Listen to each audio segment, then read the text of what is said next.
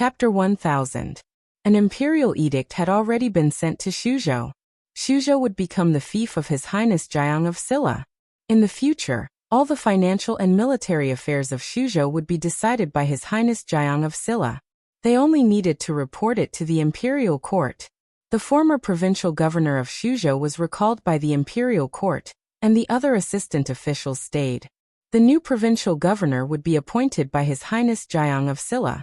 This almost made the whole of Shuzhou independent, and had very little contact with the imperial court.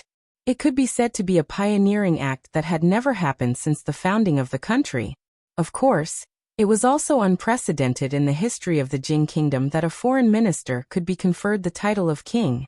Based on these 2 points, it could be seen that His Majesty trusted His Highness Jiang of Silla. Shuzhou had a new master, so the local officials naturally had to be more careful. After all, before this, they had learned all kinds of legends about His Highness Jiang of Silla. 2 days ago, people from Jiang of Silla's mansion arrived in Shuzhou. These days, they had been waiting anxiously. Now that His Highness Jiang of Silla had finally arrived, the ignorant county magistrate of Yong County was so daring. The chief official of Shuzhou and Sima Sheng wanted to tear him apart. The person in front of them was a close friend of His Majesty and Princess Fuzheng, the powerful His Highness Jiang of Silla. How could he frame Jiang of Silla as a bandit? Seize this criminal official for me. The chief official of Shuzhou turned around and said. Immediately, soldiers picked up County Magistrate Zhang, who had collapsed on the ground. Your Highness, please spare my life. Please spare my life. County Magistrate Zhang wanted to kneel down, but he couldn't. He could only look at Jiang of Silla with desperate eyes and said loudly, Your Highness, please spare my life. A county magistrate colluded with a bandit and wantonly framed a good person. It was enough to show how arrogant and corrupt the officials in Shuzhou were. Li Yi waved his hand and said, Take off his official robes and take him to the market. Whether he will be spared or not, the people will have the final say. The chief clerk of Shu State bowed and said, Understood. From today onwards, His Highness Jiang of Silla will be the new master of Shu Prefecture. In Shu Prefecture, his words are equivalent to an imperial edict.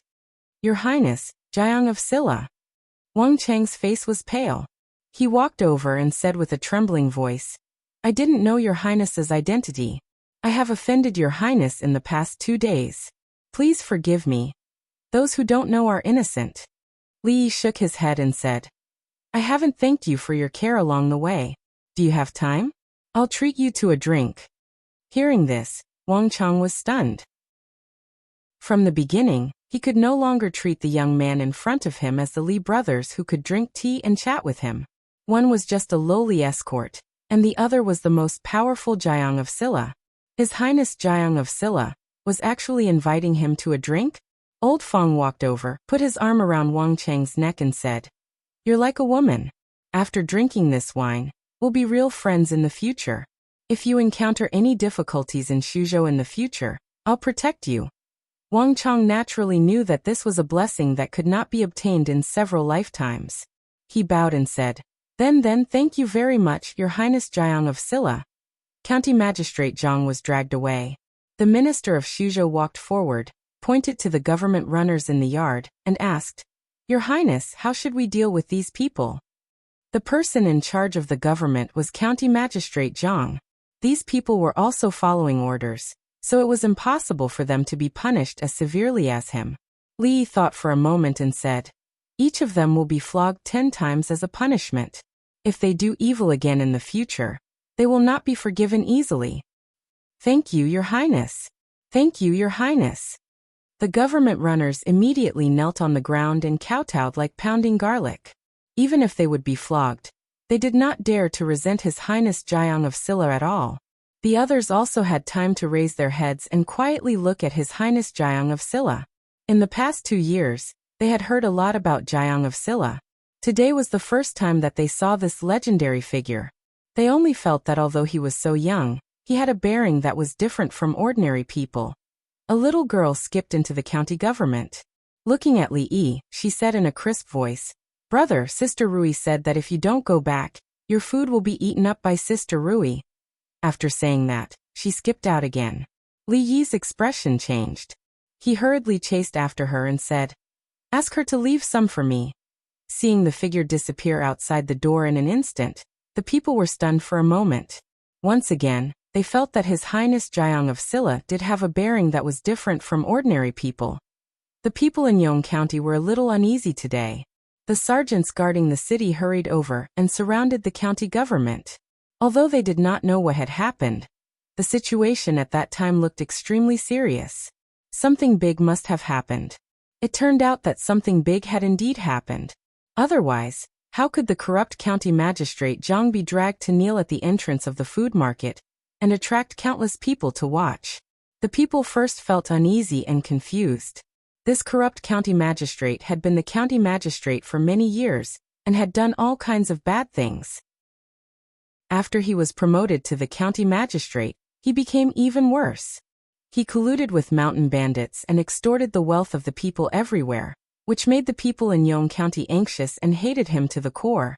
But he was the county magistrate, and no one dared to offend him. The people could only grit their teeth and swallow it. But what was this corrupt county magistrate doing today?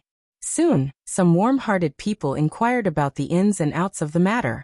His Highness Jiang of Silla, who was widely known in Suzhou, finally arrived in Yong County today. Before His Highness entered Yong County, he caught a group of mountain bandits and wanted to hand them over to the government. Unexpectedly, the mountain bandit Scarface Lin was the brother-in-law of the county magistrate of Yong County. In the past, they colluded with the government and the bandits and did a lot of evil things. Now they even framed His Highness Jiang of Silla as a bandit. Then County Magistrate Zhang was stripped of his official uniform and hat, and knelt here. "Bah, corrupt County Magistrate, you have done all kinds of bad things. I never thought that you would have such a day." Finally, someone couldn't help but spit at him fiercely. A stone stirred up 1,000 ripples, and the onlookers finally became excited. "Corrupt County Magistrate, how dare you frame His Highness Jiang of Silla?" In the crowd, someone threw a rotten egg. "You have done all kinds of evil things. You deserve such a day." Another stone was thrown out from the crowd. "Damn it, who threw a stone at me?" A man jumped out from the opposite side, covering his head. More stones and eggs were thrown at him. The crowd was suddenly in a mess and divided into two groups. They began to fight with stones and rotten eggs, and finally, it became a close combat. "I saw it. It was you who threw it at me just now." A man pointed at the opposite man and kicked County Magistrate Zhang. "Don't you know why I threw it at you? Who threw the rotten egg at my head just now?" The man pointed at him angrily and punched County Magistrate Zhang in the nose. The crowd rushed over and soon drowned County Magistrate Zhang. Seeing that the situation was not good, the soldiers next to him immediately stepped forward to stop them. When County Magistrate Zhang was dragged out, his head was bleeding, his face was swollen, and he was out of breath. A man in armor changed his expression and immediately said, "Go and get a doctor." The former king of Shu's mansion was now the temporary mansion of Jiang of Silla. Since they had just arrived in Suzhou, there were still many things to deal with. After eating, Li did not delay for long. He met some senior managers who had stayed in Suzhou in the past 2 years. "Your Highness, we have subdued almost all the bandits around us. If we go further in, there are still 2 more difficult to deal with. I am afraid that the loss will be too great, so I dare not act rashly." At this time, in front of Li Yi, a shiny bald head was shaking rhythmically. Li Yi nodded and said, "I know what you have done in the past 2 years. You have done a good job. As for the future, we will take our time to think about it." The bald head's face showed excitement and said, "Your Highness, this time we must kill them all." Wang Chong stood at the door in a daze, only feeling that the bald head inside was particularly familiar. He soon remembered where this sense of familiarity came from. Once when they were escorting a convoy, they encountered a large group of bandits. When the entire escort team was almost destroyed, it was this bald head who saved them. They were also bandits, but they were bandits who specialized in robbing bandits. This bald head appeared here. It seemed that he was a subordinate of His Highness Jiang of Silla, so it turned out that His Highness Jiang of Silla did not lie to him. He suddenly felt that his mind was a little confused and needed to be sorted out. Chapter 1001. With our current strength, It's not impossible to unite all the forces in the fringe. But if we fight them head-on, many of our brothers will die. It's not worth it. The bald man named Wang Wei scratched his head. But if we don't expand, there won't be enough people to build roads, bridges, and houses. There's no need to rush.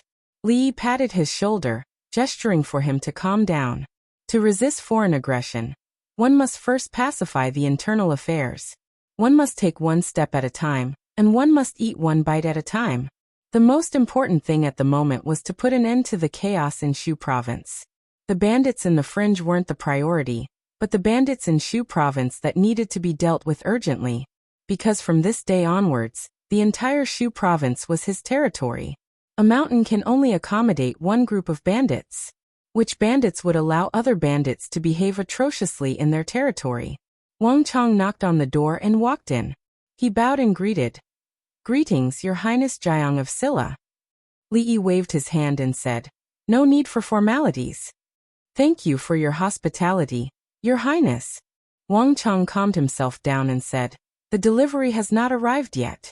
I'm here to bid farewell to Your Highness Jiang of Silla." Wang Wei looked at him and said in surprise, "Hey, have we met somewhere before?"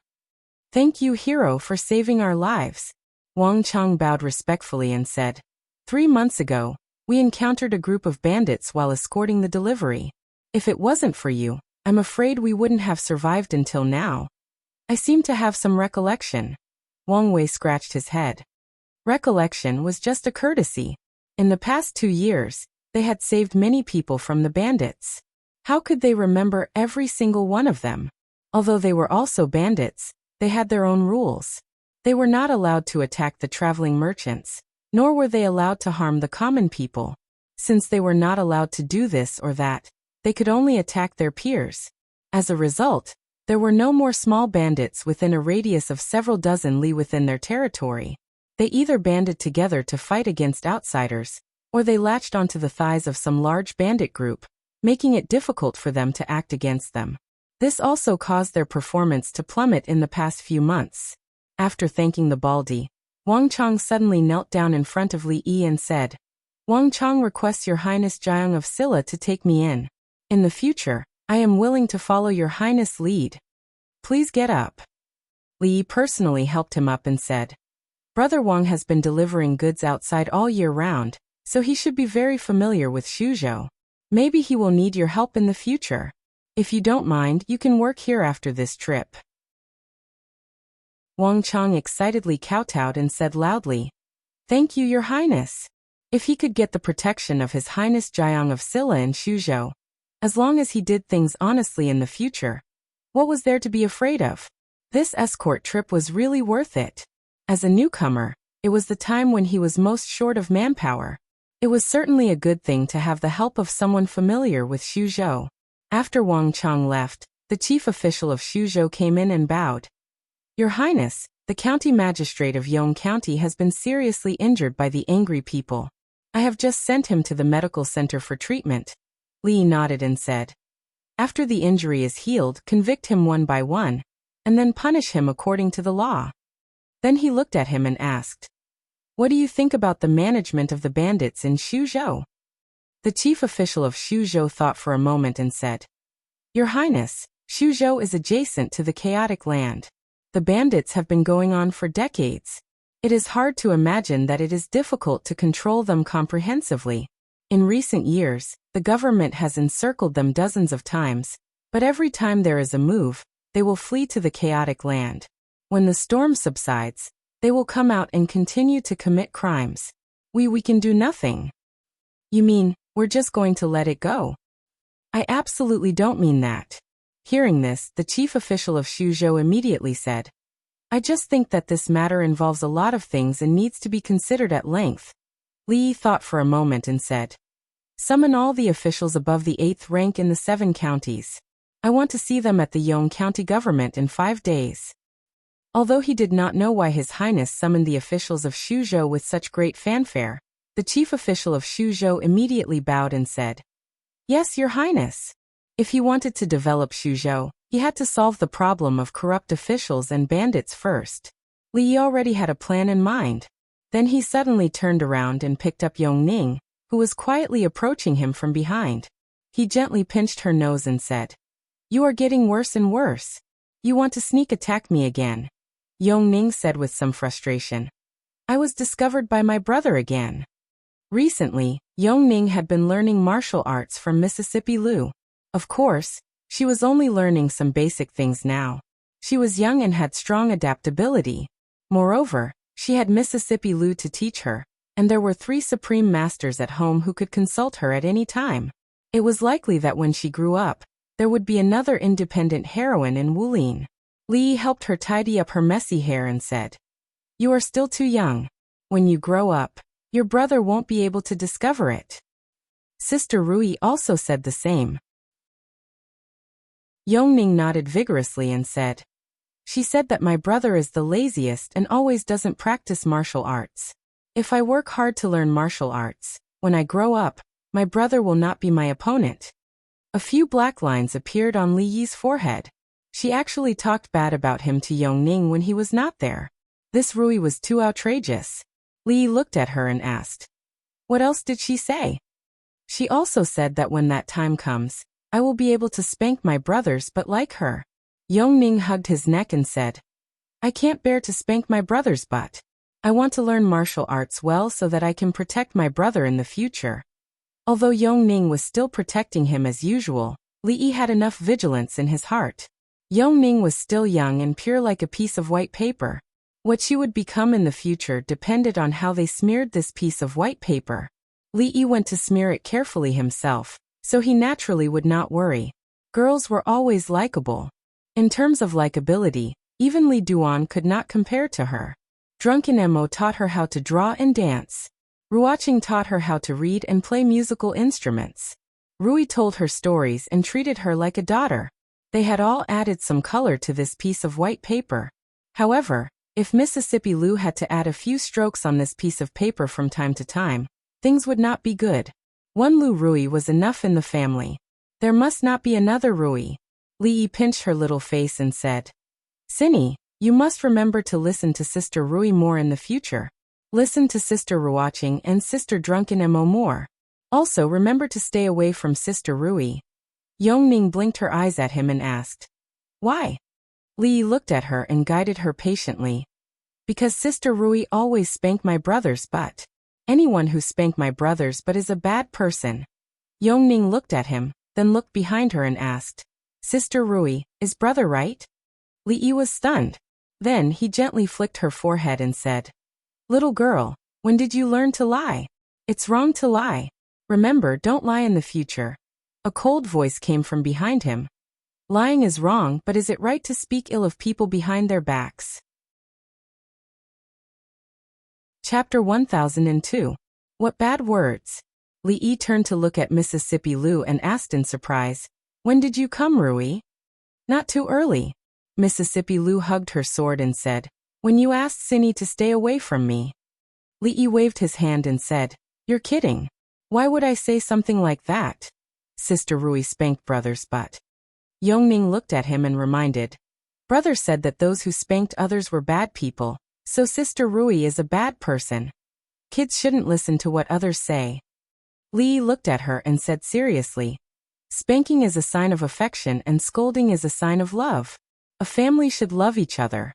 If Cinny is disobedient, Sister Rui will spank Cinny's butt too. That's also a sign of love." Yongning immediately covered her butt and took a few steps back. She looked at Mississippi Lu and asked, "Then Sister Rui spanked brothers, but because he was disobedient?" Li Yi thought to himself that kids were so naive. Mississippi Lu spanked him not because he was disobedient, but because he asked for it. Yongning looked at Rui and said pitifully, "Cinny will be obedient. Sister Rui, please don't spank Cinny's butt, okay? Spanking is a sign of affection and scolding is a sign of love?" Mississippi Lu held her sword with one hand and held Li Yi's shoulder with the other. She said, "Let's go over there. Let me love you." Li Yi wanted to move her hand away. He shook his head and said, "There's no need for that. I'm your brother-in-law. It's not good for others to see." No matter how much strength he used, the hand on his shoulder did not move at all. Mississippi Lu smiled and said, "You're welcome. We're a family, so we should love each other." Spanking is a sign of affection and scolding is a sign of love. Yongning stood where she was and watched the two of them enter another courtyard. She mumbled, "Is Sister Rui spanking brother because she loves him?" "Your sister Rui spanked your brothers, but not because she loved your brother, but because your brother loved her." Fong, who was squatting at the door, shook his head and looked at her. "You're still young. You'll know these things when you grow up." While Mississippi Liu was doting on Li Yi in the courtyard, the chief officer of Shu province had just entered the provincial governor's mansion.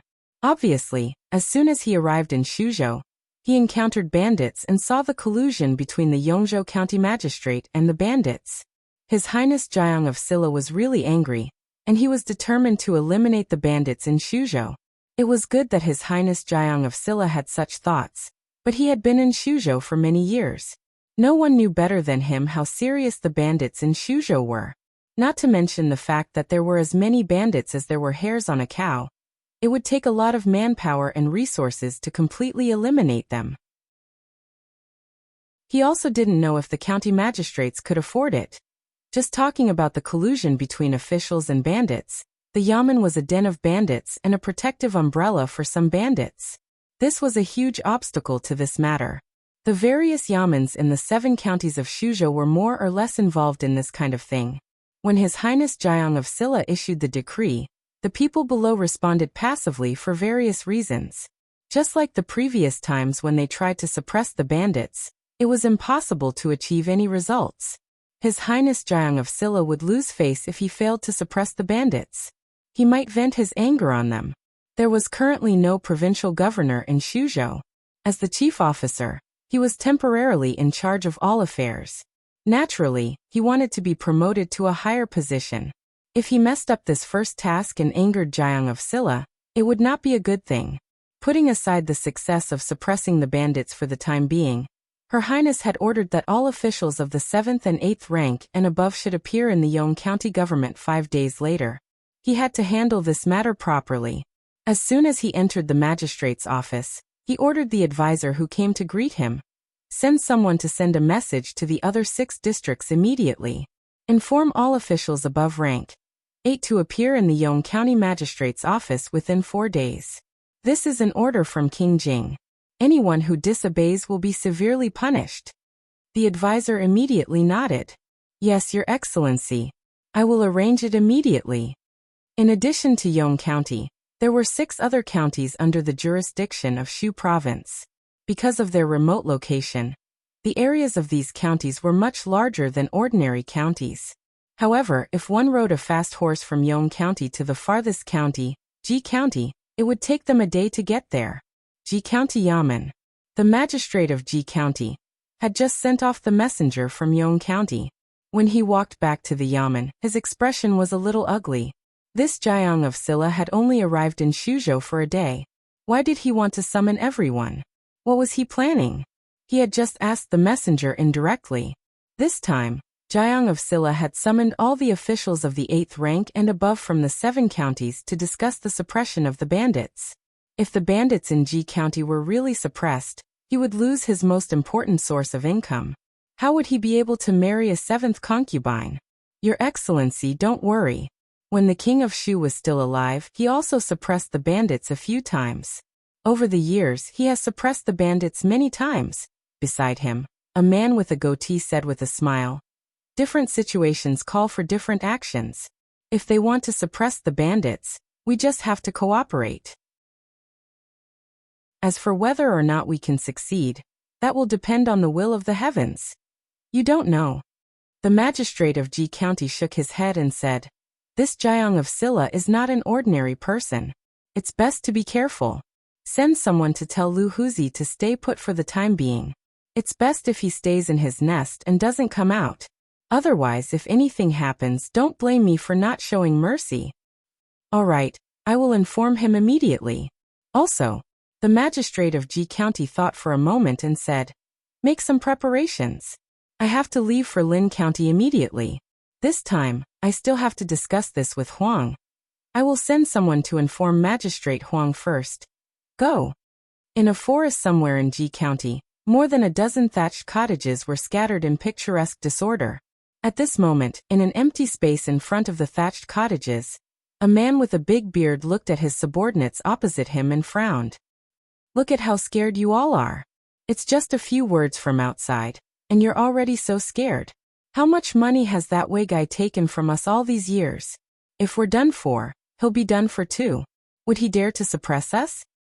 "But big brother, I heard that this time, the authorities are serious. Put your hearts back in your stomachs. We're in the same boat as that way guy. Instead of worrying about the authorities suppressing the bandits, we might as well worry about encountering those Baldies again." At the mention of Baldies, some people's faces immediately turned pale. When it came to suppressing bandits, they should be the ones who should be suppressed the most. They were a bunch of immoral beasts. They had no bottom line, so much so that they even robbed their peers. Robbing them once was not enough, and they could still find them even after they moved 3 times. Each time, they would rob the entire stronghold clean. It even gave people the feeling that they were the pigs and sheep that were being reared by those Baldies. Every once in a while, they would have to go through that kind of painful experience.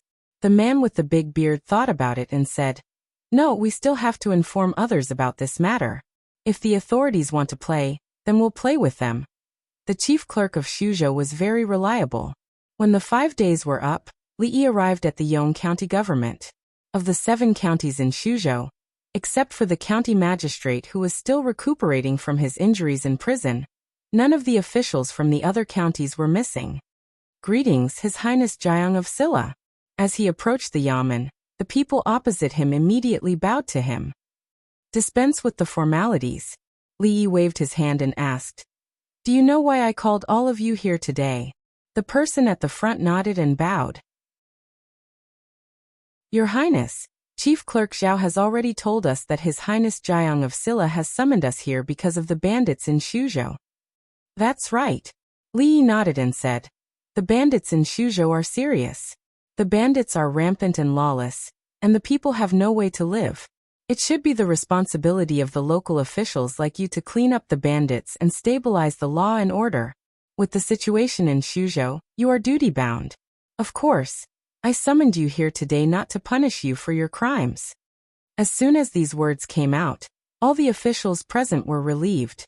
They were really afraid that this His Highness Jiang of Silla would punish them indiscriminately. After all, many people had done this in the past. Now it seemed that His Highness Jiang of Silla was worthy of Jiang of Silla. He was so reasonable that it was touching. "I can let bygones be bygones, but as the parents of the Shu prefecture, you are paid by the imperial court. You should also take responsibility." Li glanced at the crowd and slowly said, "From today on in the territory of Shuzhou, if the property of the people is robbed, all the losses will be compensated by the local officials. When the property is recovered, it will be returned to the local officials to make up for the losses." When the officials heard this, they were all stunned. The local officials will pay for the losses of the people's property first. They, the officials, will take the blame for the crimes committed by the bandits. Is there such a reason in the world? Is there any law? Chapter 1003. Your Highness, this. The expression of an official at the front of the crowd changed. He said, "It doesn't make sense for the government to pay for the losses caused by the bandits." County Magistrate Wei's words struck a chord in the hearts of the crowd. Officials could not be bullied like this. How were they supposed to investigate if someone lied about the losses? Even if the commoners really suffered losses due to the bandits, they should not be the ones paying for it. They would not be able to afford it if this dragged on. Most importantly, they could control the bandits they were supporting, but they could not control all the bandits. Li looked at the middle-aged official and asked, "You are?" The official immediately said, "I am County Magistrate Wei Dapeng of Ji County." "County Magistrate Wei, do you have a problem with I wouldn't dare." The County Magistrate of Ji County panicked. He immediately said, "I just feel that the bandits in Shu Province are very serious. Although the government is also responsible, there has never been a precedent of officials paying for the losses of the commoners. I'm afraid it's not appropriate. We should consider this matter at length." "What do you mean by at length?" I think," Li suddenly asked, "where is the County Magistrate of Ji County?" The crowd fell silent for a moment. Then someone immediately walked out from the crowd and said respectfully, "Your Highness Jiang of Silla, I am the county magistrate of Ji County. From now on, you are the county magistrate of Ji County," Li Yi said to him. He pointed at the county magistrate of Ji County and said, "Arrest Wei Dapeng. As a county magistrate, you have been passive in suppressing the bandits. I suspect that you are in cahoots with the bandits of Ji County. You will be dealt with after the investigation." 2 armored guards immediately stepped forward and arrested the county magistrate of Ji County. The county magistrate of Ji County was stunned. His expression changed drastically as he immediately said, Your Highness, I have been wrongly accused." "Wrongly accused?" Li Yi looked at the newly promoted county magistrate of Ji County and asked, "He says he has been wrongly accused. What do you think?" "Your Highness, I don't." The county magistrate of Ji County thought for a moment and suddenly bowed. "Your Highness Jiang of Silla, I have a report." The former county magistrate of Ji County, Wei Dapeng, colluded with the infamous bandit Lu Huzi of Ji County and allowed Lu Huzi and his men to commit crimes in Ji County. They harmed the people of Ji for profit for several years. I have evidence. Please, Your Highness Jiang of Silla. The Ji County magistrate's face paled. He pointed at Qin Yi and stammered, Why you're slandering me?" His voice became softer and softer, and his face turned ashen. He did not expect King Jing to act so decisively and take him down at the slightest disagreement. He also did not expect that there would be a traitor by his side who would betray him at such a crucial moment. The county magistrate of Ji County was quickly taken away. From then on, the county magistrate of Yong County was no longer as lonely in prison. The county magistrate of Ji County was quickly taken away. From then on, the county magistrate of Yong County was no longer as lonely in prison. Li Yi glanced at the crowd and asked, "Does anyone else think what I said was inappropriate?" More than 20 officials looked around. After a moment, they bowed at the same time and said in unison, "Your Highness is wise."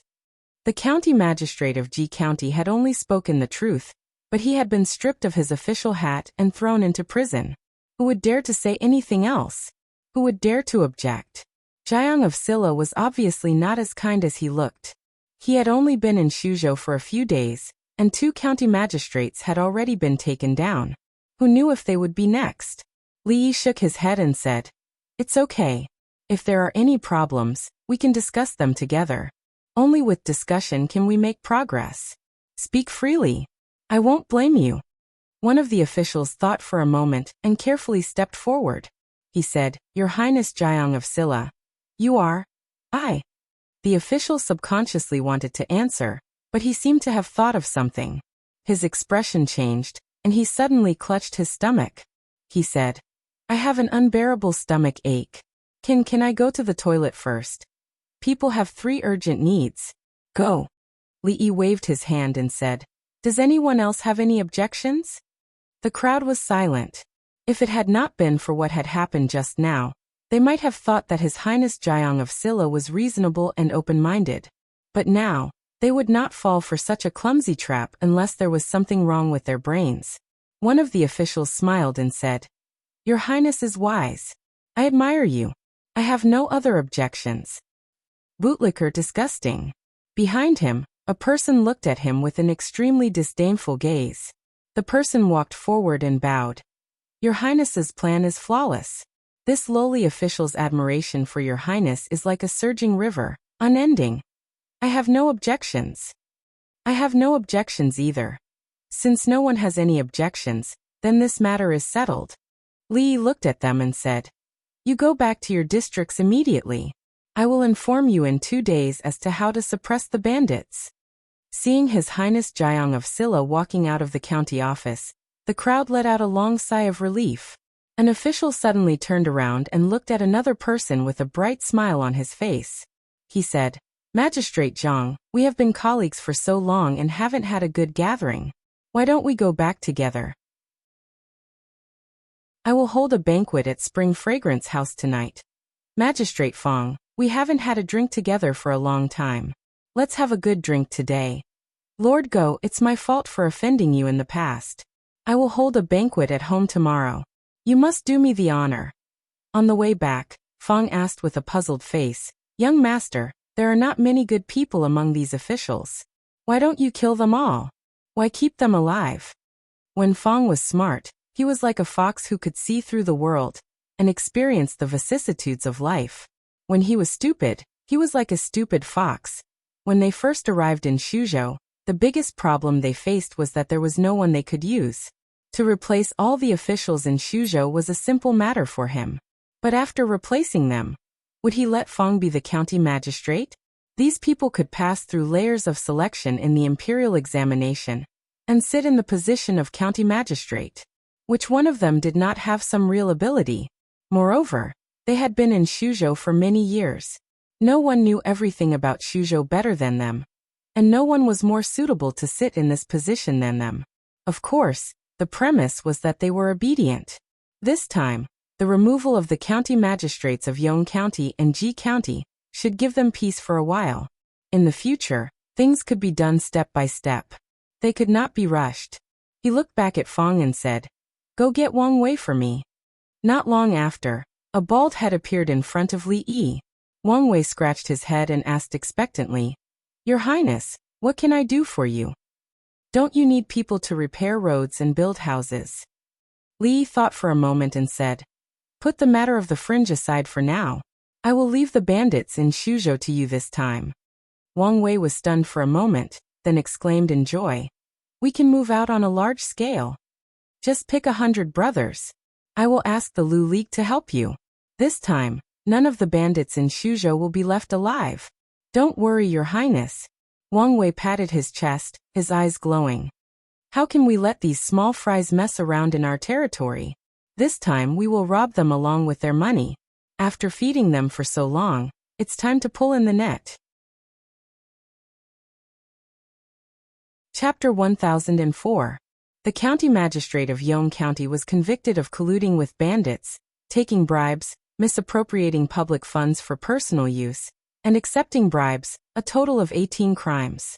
He was dismissed from his post, his property confiscated, and sentenced to exile. The county magistrate of Ji County allowed bandits to commit crimes and colluded with officials and bandits. He was also dismissed from his post and detained.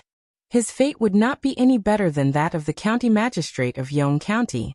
As soon as the news spread, many people in the two counties applauded and cheered.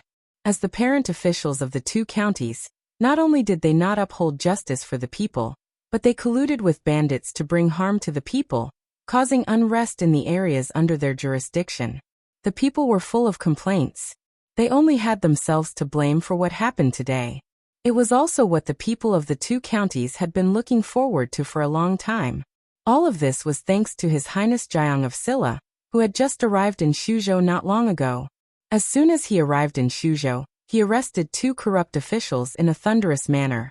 He also strictly ordered the local authorities to arrest bandits and maintain law and order, returning Shuzhou to a clear and bright sky. In just 2 short incidents, he had won the love and support of the people of Shuzhou in a very short period of time. Compared to the king of Shu, who only knew how to plunder the wealth of the people and harm the people, Jiang of Silla was undoubtedly thousands of times better. Even when comparing the two of them, people would feel that it was an insult to His Highness Jiang of Silla. They were both kings, but why was there such a huge difference between them? They had been looking forward to such a wise ruler for many years. Their days in the future should be much better. The people were in a good mood, and their faces were full of smiles. During their leisure time, the topic of conversation would always be His Highness Jiang of Silla, who was praised by countless people. It was said that he was handsome and had a jade-like appearance. He was one of the most handsome men in the world. It was said that he was brilliant in literature and could speak eloquently. He was recognized as the #1 scholar in the Jing Kingdom. It was said that he was skilled in martial arts and was a hero of the world who was skilled in both literature and martial arts. He was refined, humble, and wise. When dealing with bad people, he was decisive, resolute, and merciless. He was His Highness Jiang of Silla. He was such a noble and pure person. In the private courtyard, Li Yi held Ruoqing's waist and said, "Move a little more." Yes, just like that. Ruoqing's face was red as she bit her rosy lips. The numbness coming from her waist made it difficult for her to calm down. Correcting Ruoqing's movements, he walked over and patted drunk Mo's butt, saying, "You need to perk up a little more here. Practicing martial arts is just like you guys dancing. In addition to practicality, you also pay great attention to aesthetics." Drunk Ink was not as reserved as Ruoqing. When no one was paying attention, she pinched his waist, rolled her eyes at him, and ran to Ruoqing's side. Although he hadn't been able to give her a formal wedding ceremony, they were only one step away from each other. After the new mansion was renovated, it would be time to return what he owed her.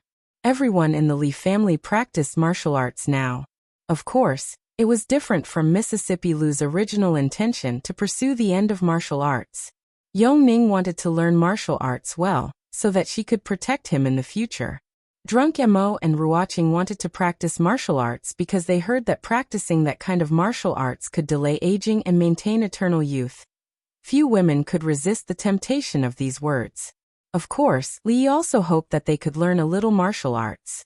On the one hand, they could protect themselves, and on the other hand, they could strengthen their bodies and prolong their lives.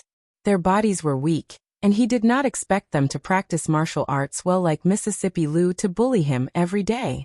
As long as they could have some ability to protect themselves and strengthen their physique, Li would be satisfied. Walking to Mississippi Lu's side, he had just raised his hand when she looked over. Li immediately waved his hand and said, "Rui, your movements are very standard. There's no need to correct me at all." Yongning's horse stance was already very stable. She was still at the stage of practicing the basic skills, so her movements were not very standard. Li stood opposite her, made a standard horse stance and said, "Look, horse stance like me." "What do you mean like you? Don't lead the children astray." Mississippi Lu walked over from behind, pressed his shoulder and kicked his butt, saying, "Press your butt down a little more, a little more." Li rubbed his butt and whispered, "Can you be gentler?" "Gentler?" Mississippi Lu looked at him and said, "Why don't we go to the yard next door, and you tell me how to be gentle?" It was better not to go to the yard next door. It was a public place, and people would gossip if they saw it. More importantly, he could not bear Mississippi Lu's gentleness and love. Li shook his head, looked at Yongning and said, "Remember, you have to listen to Sister Rui, press down a little more." In a small yard, Third Miss Chun poured a cup of tea for him and asked softly, "How are things going recently?" Li nodded and said, "Everything is going well. Some things can't be rushed, so let's take one step at a time." Beating corrupt officials and eliminating bandits was the first step to governing Shuzhou. The fall of the two county magistrates of Yong County and Ji County served as a warning to others. All the government offices in Shuzhou were extremely responsible and serious about suppressing bandits. In a short period of time, the suppression of bandits had achieved remarkable results. A large part of the reason was that the government had gone from indulging the bandits to not indulging them, so a large number of bandits no longer dared to act rashly. In other words, the so-called government and bandits could all be easily dealt with in this way. What came next could not be rushed. The bandits had to be eliminated bit by bit, so they just had to wait patiently. It was just that there were too many chores that needed to be taken care of every day. Everything in Shuzhou required his approval, and he was even busier than when he was in the capital. This was not what he wanted. The position of provincial governor of Shuzhou could not be left empty. He needed to find a capable person to take it, but the problem was that he did not have anyone under him who could be qualified to be a provincial governor.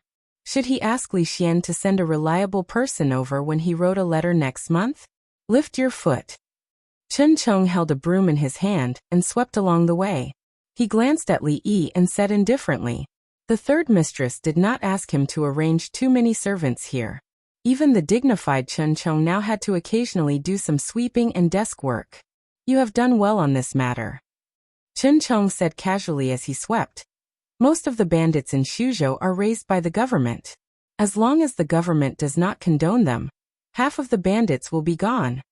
He swept his gaze over Li Yi's feet and said, "However, there are still some rules that are not perfect.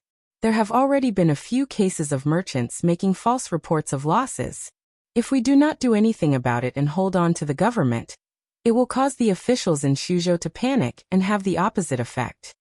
Li Yi took a sip of tea and asked with interest, "Then what do you think we should do?" After this incident, the collusion between the government and bandits will no longer exist. We should focus on eliminating the remaining bandits. The officials in Shuzhou cannot bear any more pressure. We should focus on appeasing them.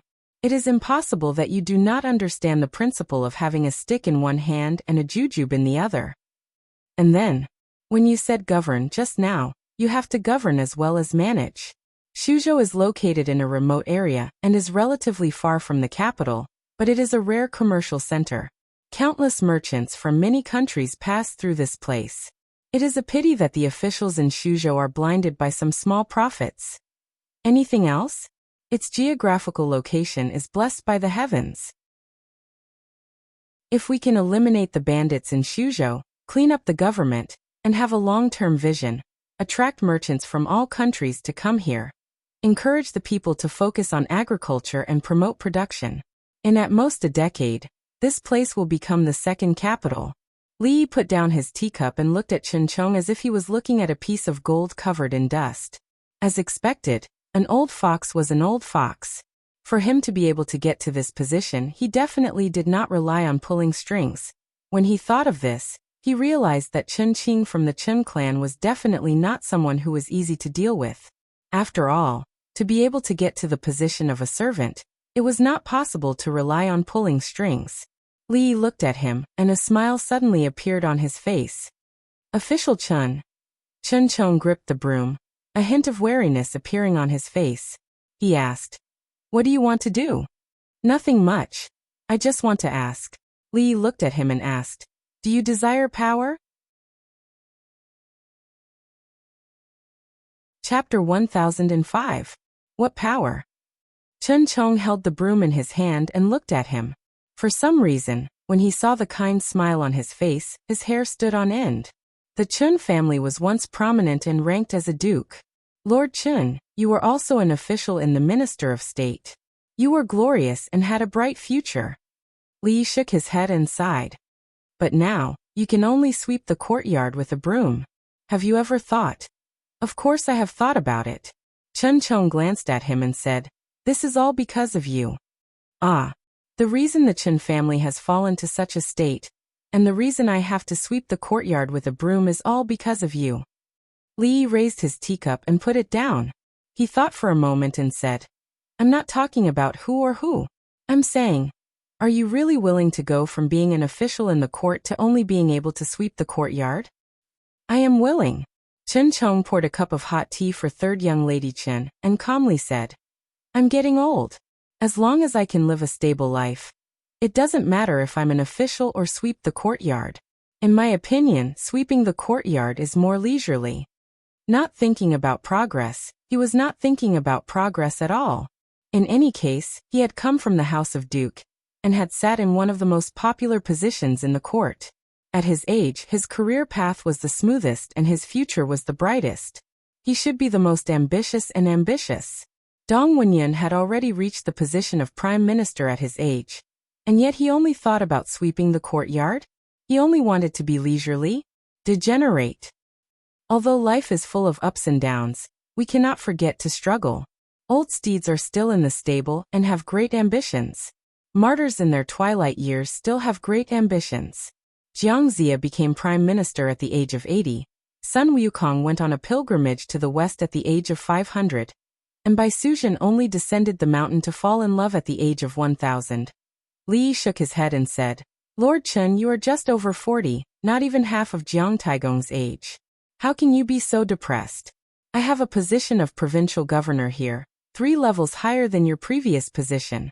Are you interested?" Although he had a lot of power and could directly participate in national affairs, his official position was not high. He was only a 5th-rank official. The provincial governor of Shu province was a 4th-rank official, which was 3 ranks higher than him. When Shu province was promoted from a lower province to a higher province, his official rank would be unimaginable. Not interested. Chen Chong shook his head, his face expressionless as he picked up his broom and walked into the courtyard. Li stood up and said, "Think about it." "I won't consider it." Chen Chong said decisively. Just take it as helping me out. I'm not helping. Compared to being a provincial governor, I prefer sweeping the courtyard. We're all friends, give me some face. Does His Highness Jiang of Silla still need others to give him face? These were words that went against his heart. When Li Yi had brought up this matter, he had clearly seen the glint in Chen Chong's eyes. How could a person who had lived a glorious life, a person who could summon the wind and summon the rain in court, fall so low that he liked sweeping the courtyard? Chen Chong was undoubtedly the most suitable person for this position. He had the ability and experience. His only flaw was that he had once made a serious political mistake. However, this was not important. He was the great Jiang of Silla, magnanimous and magnanimous. How could he not even have this little bit of tolerance? The problem was that Chen Chong didn't seem to give him much face. Li looked at him and asked, I'll ask you one last time. Will you accept the position of provincial governor? No. Chen Chong turned his head, a mocking smile on his face. So what if it was Jiang of Silla? Even Jiang of Silla would have a time when he would beg him. Li shook his head and indifferently said, Then don't blame me for being impolite. Chen Chong was disdainful of this. If he didn't want to become provincial governor, could it be that he could suppress him? Li no longer paid attention to Chen Chong. He turned around and looked at third young Miss Chun, saying, Mother.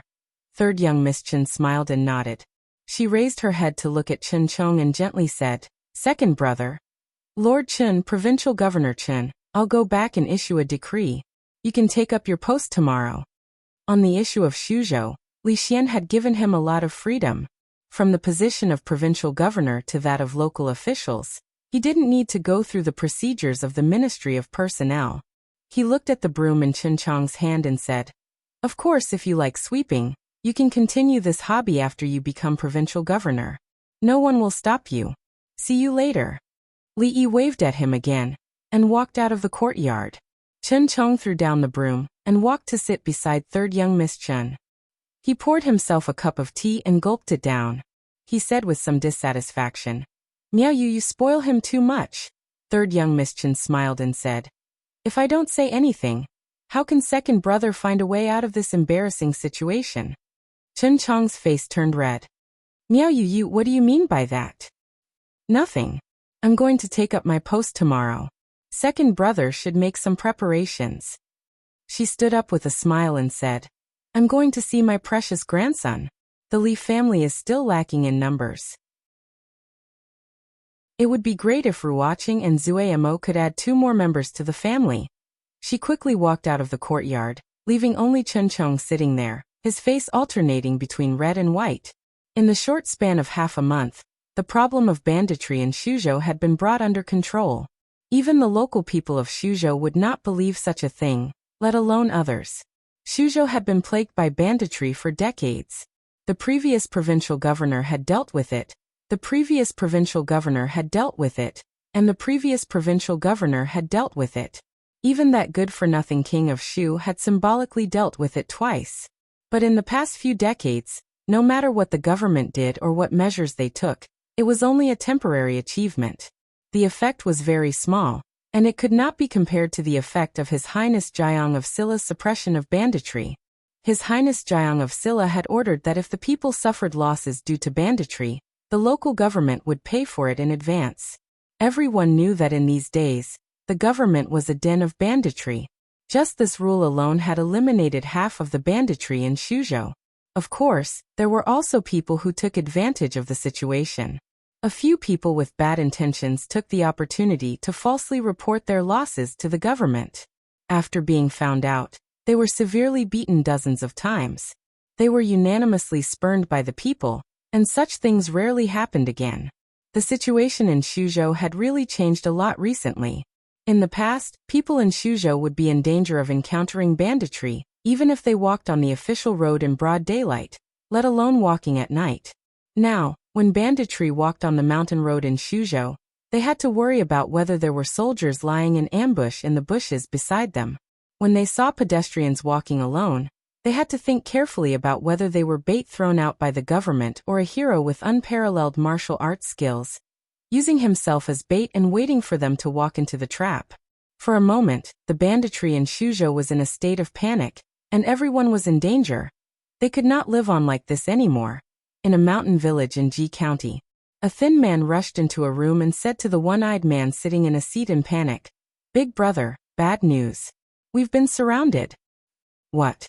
The one-eyed man immediately stood up and said angrily, "We haven't done business for a few months. Do the government have nothing better to do? Why are they here to cause trouble for us?" The thin man panted and said, "No, it's not the government." "It's not the government?" The one-eyed man sat down again and asked, "Then is it Wang Er Matzi or Li Er Guzi who came to snatch our territory? Did these two F***ers eat bear's heart and leopard's gall?" The thin man patted his chest and said, It's not." The one-eyed man suddenly slammed the table and said angrily, "It's not this and it's not that. Who is it? Finish it all at once." Only then did the thin man calm down and say, It's those baldies." "What?" The one-eyed man stood up from the chair again, and quickly fell back down. He asked, What did you say?" The thin man said sadly, "Big brother, those baldies are here again."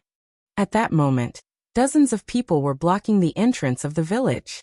A strong bald man held a cone-shaped paper tube in his hand and shouted, "People inside, listen up. You've been surrounded. Put down your weapons and surrender immediately. Don't resist and fight for leniency."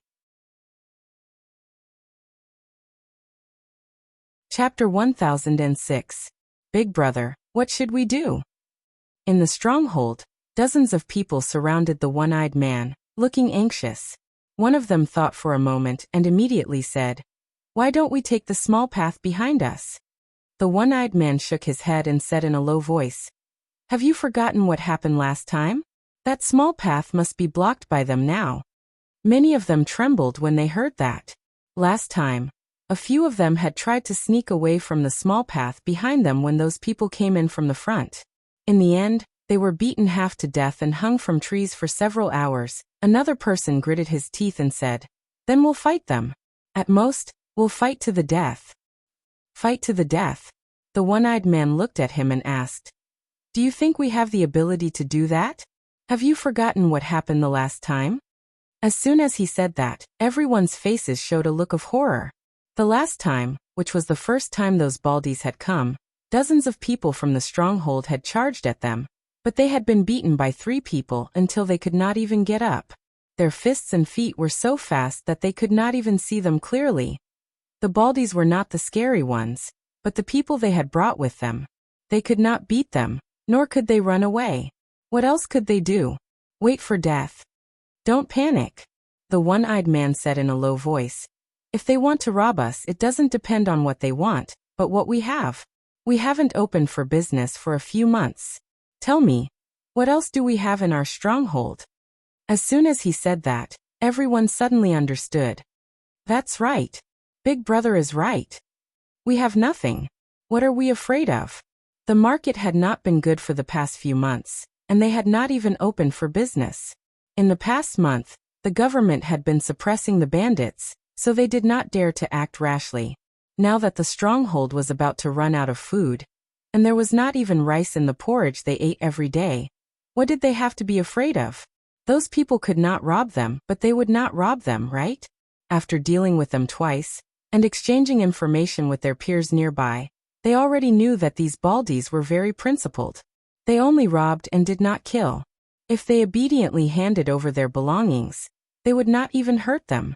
The stronghold was poor and did not have anything, so they could not be blamed. Big Brother was Big Brother after all. He saw through the essence of the matter at a glance. The bandits immediately felt a sense of respect for the one-eyed man. The one-eyed man looked at the crowd and said in a deep voice, "Keep your eyes open later. If anyone causes trouble for me, they will be punished according to the rules of the stronghold. People inside, listen up. You've been surrounded. Put down your weapons and surrender immediately. Don't resist. Fight for leniency." Outside the village, a baldy looked at another baldy who was holding a paper tube and said enviously, "You've been shouting for a while. Can you let me shout for a while?" All right. The baldy handed the paper tube to his companion and shook his head. Look at your useless look. Lee. Baldy took the paper tube and took a deep breath. Just as he shouted out a single word, the village gate opened from the inside. His face flushed red as he clutched his chest. Fine beads of sweat appeared on his forehead, and his eyes looked like they were about to spit fire. Dozens of bandits stood in 2 rows and walked out of the stronghold. The one-eyed man who was walking in front turned his head and looked behind him. Everyone immediately bowed and said loudly, "Greetings, big brothers." The one-eyed man walked in front of the Baldy who was holding the paper tube and said respectfully, "Heroes have arrived. Please come in, please come in." Although they came here to look for trouble, they couldn't hit a smiling person. This person was smiling so brightly. No matter how unhappy he was and how sullen he was, he couldn't make things difficult for him at this time. Baldy glanced at these people and walked into the stronghold with large strides. After everyone walked into the stronghold, he turned his head and looked at the one-eyed man. "Do you know?" "Yes, yes, yes, we all know." The one-eyed man nodded his head fiercely. He looked behind him and said, "Why aren't you moving the things out?" One of the bandits immediately ran into the house and carried a bag out, placing it in front of the Baldy. After swallowing back the words he wanted to say twice, the Baldy patted his chest, calmed down and asked, "What is this?" The one-eyed man immediately said, "This is the last bit of food left in the stronghold. If you don't mind, please accept it. We haven't eaten for a few months. Life has been hard. There really isn't anything to show filial piety to you." The Baldy gasped a few times, stared at him and said angrily, "Shut up. From now on, you are not allowed to speak." "What?" The one-eyed man wanted to ask why, but when he saw the Baldy start to turn around and draw his sword, he immediately shut his mouth. At this moment, there were already a few people who came back from patrolling the stronghold. They shook their heads and said, "There really isn't anything. There isn't anything." The Baldy narrowed his eyes at the one-eyed man and said, "Don't we still have them?" Seeing the Baldy's lecherous gaze, the one-eyed man's heart skipped a beat and he subconsciously covered his butt. "Big brother." He only said 2 words, and the Baldy stared at his mouth with an unfriendly gaze. The one-eyed man was stunned, and the expression on his face became even more horrified. He quickly retracted his hand that was covering his butt and quickly covered his mouth. "Take them away." The Baldy waved his hand. Immediately, someone walked forward and tied up all the bandits, including the one-eyed man, with ropes. The Baldy looked back at them and said, "It doesn't matter if you've taken the wrong path. If you turn over a new leaf in the future, you will still have a chance to turn over a new leaf." He walked out of the house, turned back and said, "Move to the next hill." The results of the bandit extermination in Shuzhou were gratifying. The speed and thoroughness of the extermination were unprecedented. Within 2 months, there were no traces of bandits within the borders of Shu province. It was as if the bandits had vanished into thin air, never to be seen by the people again.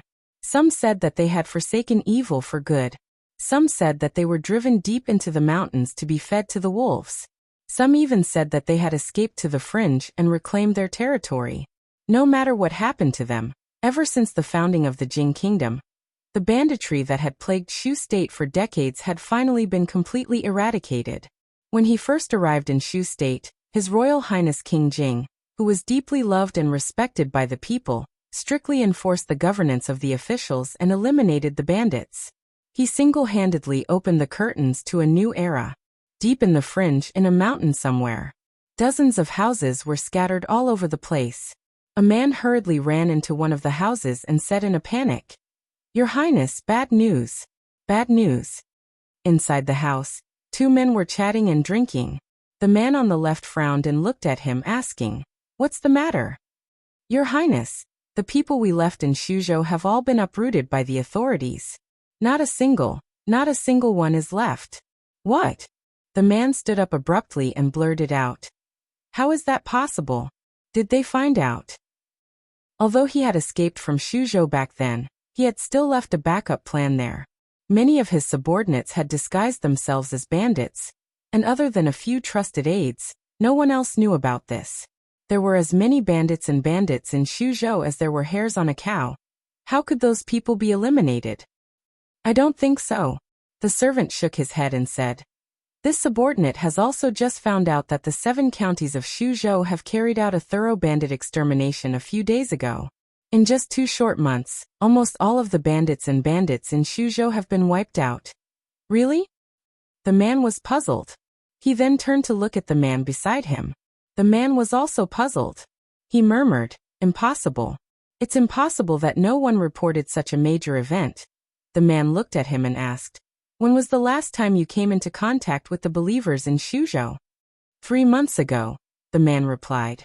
His expression changed slightly as if he had thought of something. It was almost unheard of to have no contact with the believers for 3 months.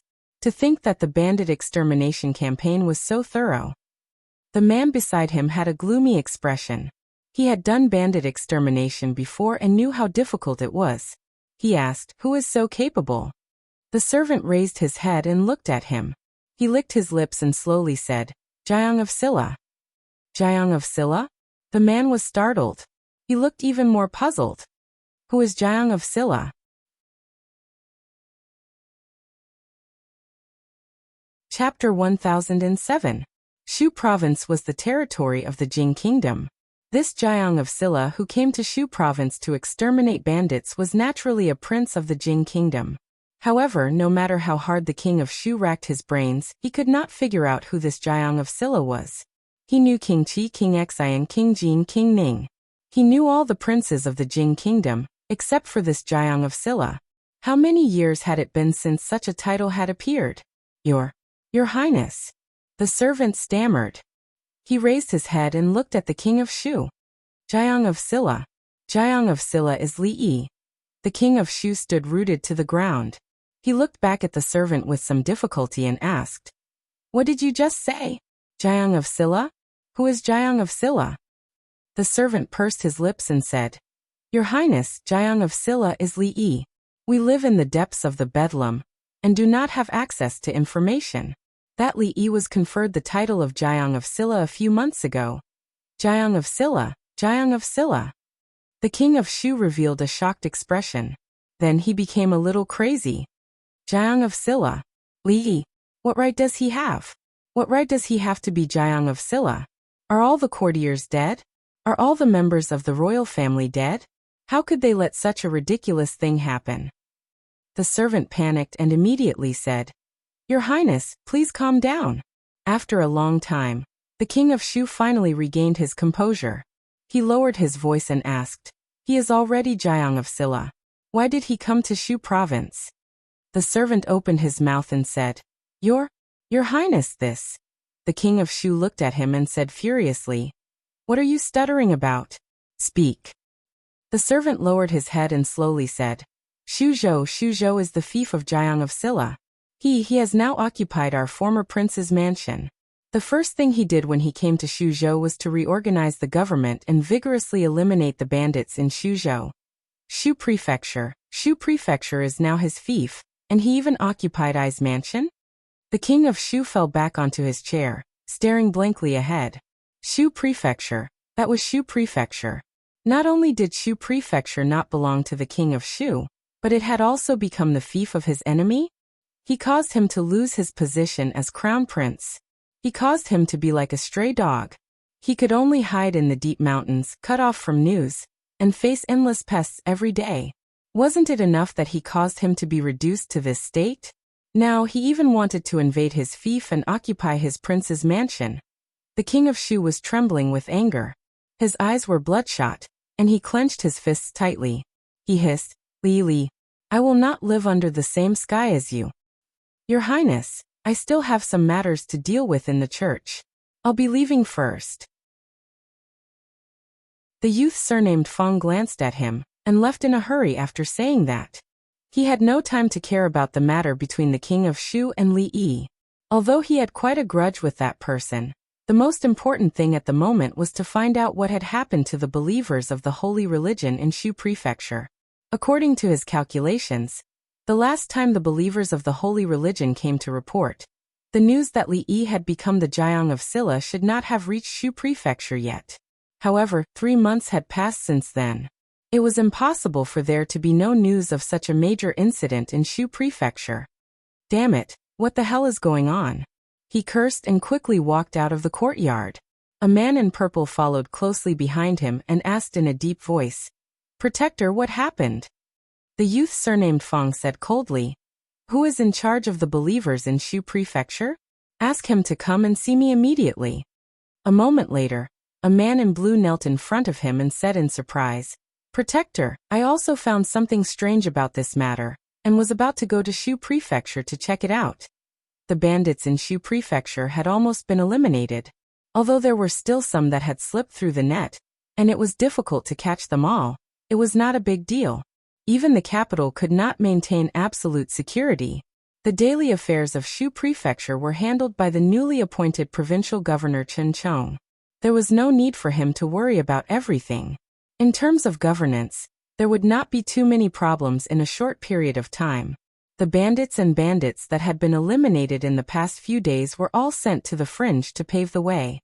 According to Li Yi's plan, he wanted to completely open up a trade route in the fringe. The Qi Kingdom suppressed trade. If the merchants traveling between the two countries passed through the prefectures and prefectures, they would have to pay exorbitant taxes and various fees every time they reached a destination. It was enough to make them lose all their money. That was why so many merchants were willing to take the risk to pass through the fringe instead of using the official roads of the Qi Kingdom. Of course, the premise of all this was to completely solve the problem of chaos in the fringe. This matter had not reached the most urgent point yet, so there was no need to rush it. He had just arrived in Shu Prefecture, so he wanted to spend more time with his family and live a peaceful life for a while. Recently, Mississippi Lu had been busy opening up the new territory of the Lu League. Rui and the others spent their days chatting, playing cards, and doing needlework. There was nothing important to do. Ruoqing was quiet and indifferent, but in fact, she could not stay idle. She would get sick if she stayed at home for a long time. Therefore, when she proposed to manage the brothel in Shu Prefecture, Li Yi agreed after a short consideration. He had just sent Ruoqing to the brothel. When he walked out of the room, he saw a young man sweeping the floor in the courtyard with a broom. In this day and age, the person who swept the floor was not necessarily a cleaner. It could be a grandmaster who had nothing better to do. It could also be a provincial governor who held a high position, or a core figure of a religion who controlled countless followers. Li Yi walked over and said, "You must be Su Zheng." The young man heard the voice and looked up at him. He did not say anything and lowered his head to continue sweeping the floor. The fact that he did not deny it was equivalent to a direct admission. Li Yi sat down at the stone table in the courtyard and continued to ask, "Have you taken over all the followers of the holy religion in Shu Prefecture?" The young man said lightly, "This is the secret of the holy religion. If you want to know, you can ask the queen. Without the permission of the queen, I will not tell you a word. You have already told me that you are Su Zheng." The young man looked at him and did not say anything this time. Li Yi threw a sign on the table and asked, "Can you tell me now?" Su Zheng looked up and the expression on his face froze. The blue dragon token. He was very familiar with the holy religion. He recognized at a glance that it was the blue dragon token of the holy religion. It was held by the blue dragon ambassador, whose status was only below the two queens. However, this blue dragon ambassador was elusive. Even his existence was a mystery in the holy religion. But it did not mean that he did not recognize the blue dragon token. The holy church was now split into two. The other side had a concubine and an emissary. They had thought that it would be difficult for them to help the concubine unify the holy church with only one concubine. However, they did not expect that the mysterious left emissary of the green dragon, whose position was even higher than the right emissary, had always been by their side. After coming to his senses, Su Zheng put down the broom and bowed respectfully. "Greetings, left ambassador." Li Yi put away the token and said, "Can you tell me now?" Su Zheng nodded and said, "After coming to Shu Prefecture, I have taken over all the followers of the holy religion here, and got a lot of information from them." "Tell me about it." "The other queen is now in the Qi Kingdom. She seems to be involved in the fight for the throne. The holy religion is supporting the first prince in the Qi Kingdom. But there are more courtiers in the imperial court who are leaning towards the third prince. The situation is grim. The right ambassador has brought a group of core believers to the fringe to recruit bandits to strengthen the holy religion's influence. Su Jing looked at Li Yi and said, "And there is another unexpected news." Li Yi looked at him and waited for him to continue. Su Jing continued, "The king of Shu is also in the fringe and has close ties with the holy religion." After the king of Shu escaped, there was no trace of him in the entire Jing kingdom. Li Yi guessed that he must have escaped to the fringe, but he didn't expect him to collude with the holy religion. Is he trying to use this influence to turn the tables? Su Jing looked at him and thought for a moment before saying, "To stabilize the followers, I need to borrow the left ambassador's green dragon token." Li Yi casually threw the token to him. Su Jing paused and said, "There is one more thing. Some of the followers in Shu Prefecture are living in hardship. In order to spread the Queen's grace and help them, we need a lot of silver. You can discuss this matter with her ladyship." Ruoqing was actually the head housekeeper of the family. Although the Li family was a large family with businesses all over the Jing kingdom, Li Yi hadn't seen silver for a long time. Before leaving, Li Yi paused and turned to look at him. He asked, "What is the purpose of all this?" "There is only one queen in the holy religion." Su Jing looked at him and said solemnly, "To help the queen unify the holy religion." Chapter 1008. Assist the Empress in unifying the holy religion. When Su Jing said this, his expression was solemn, as if he was taking an oath. Li Yi nodded. Comrade Su Jing was a good comrade, worthy of being put in an important position. After liberation, no, after unification, he should be promoted. At the very least, he should be given a position as an emissary. Unifying such a large holy religion seemed as difficult as ascending to heaven, but it was actually very simple. Taoist nun was the only obstacle. As long as she was removed, the whole holy religion would be at their fingertips. They were the ones who spread the news that Ruoqing was the Empress of Heaven. Now all the disciples knew that there were two empresses in the holy religion. One of them was actually not the Empress of Heaven. There was only one Empress of Heaven. The previous matter was just a joke that the Empress of Heaven was playing with them. This was a contradiction, a slap to their own faces. A monarch must not joke, and the Empress must not joke. If she violated this rule, the Empress would lose her credibility, and the huge force they had painstakingly built would collapse. This was not what Li Yi wanted to see, nor was it what Taoist nun wanted to see. Therefore, the big goal of unifying the holy religion could be replaced by a small goal. Getting rid of that Taoist nun, Su, who had recently gained some enlightenment, was very willing to do this. The only problem was that Taoist nun was far away in the Qi kingdom, so it was not convenient to do it. However, there was no need to be anxious. Li Yi believed that they would meet again one day. He even had a premonition that he and the king of Shu would meet soon. Deep in the land of Bedlam, on a certain mountain. Li Yi, are you sent by the heavens to oppose I? This hatred. I and you are absolutely irreconcilable. Several people were standing guard outside the door. When they heard the sounds of dishes shattering and the man's roar coming from inside the house, they all lowered their heads, not daring to speak. Inside the room, the king of Shu's eyes were bloodshot. He smashed all the bowls and plates on the table into smithereens. In the end, he even overturned the table and chairs, waving his fists and legs at the air as if he had gone mad. The throne that was in his hands had flown away, his fief was gone, and now even his manor had been stolen by him. Just what kind of enmity did he have with that Li Yi for him to treat him like this?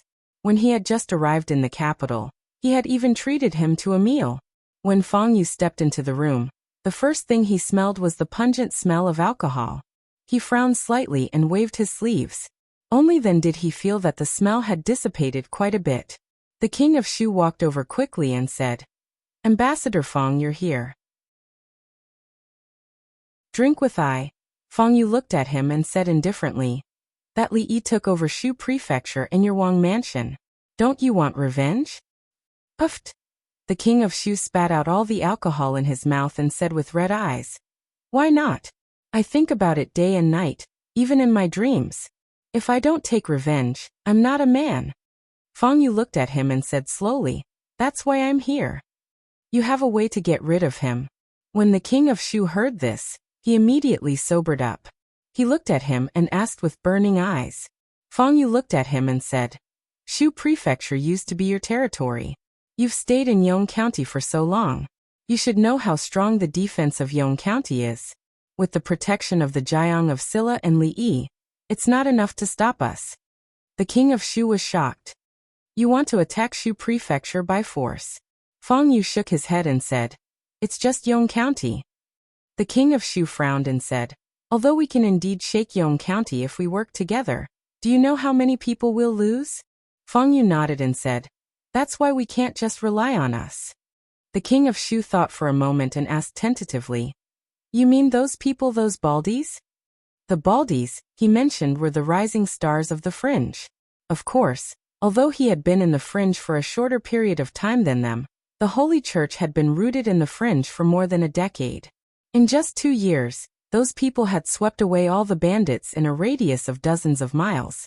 Now, even the forces of the holy religion in the fringe were no match for them. Of course, it wasn't that their strength was completely useless to them. At least, due to their influence, many small groups of bandits had joined them in the past 2 years. This had indirectly strengthened the fringe's strength. In the fringe, it was normal for there to be friction between the major forces. After several confrontations, they had won some and lost some, so they had formed quite a grudge with each other. Fang Yu nodded and said, They have developed rapidly in the past 2 years. Now their strength is even greater than ours. If they are willing to help us, it won't take much effort to take down a mere Yong County. But why do they want to help us? That depends on what they want. Silver or men. We'll give them whatever they want. The king of Shu pondered for a moment, and his eyes began to shine brighter and brighter. Although those baldies were detestable, they couldn't be compared to Li Yi. As long as they were willing to cooperate with him, he didn't mind giving them some silver and men. Moreover, the holy religion still had many believers in Shu Prefecture. When the time came, wouldn't that Li Yi fall into his hands? At that time he would definitely make him beg for death, but be unable to do so. Fang Yu's eyes flickered and he said slowly, This matter can't be rushed. Send someone to negotiate with them first and see what they will offer. The king of Shu nodded vigorously and said, I'll send someone right away. The two talked in secret for a while more before Fang Yu walked out of the room. A man in purple followed behind him. After walking for a long distance, the man asked, Won't working with this idiot spoil the plan? It doesn't matter, Fang Yu said, shaking his head. He's very familiar with Yong County. Perhaps he'll be of great use when the time comes. However, the most important thing is those people. Go there and negotiate with them. The man in purple nodded and said, I understand. Fang Yu looked up at the layers of mountains, and a trace of darkness appeared between his brows. There was still no news of what had happened to the believers in Shuzhou. Even the people he had sent were like stones sinking into the sea. There was no news at all.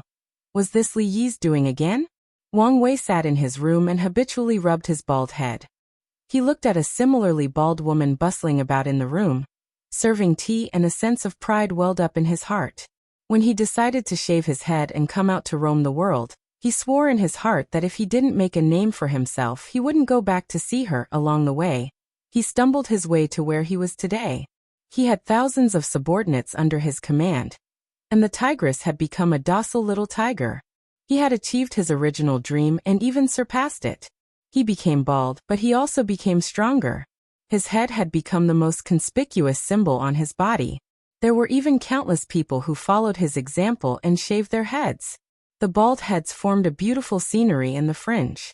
Countless merchants were moved to tears, and countless bandits turned pale at the sight of a bald head.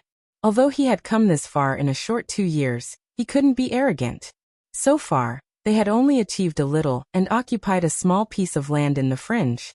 Their ultimate goal was to unify the fringe, occupy all the mountains, establish a new order, and transform the fringe into a new world.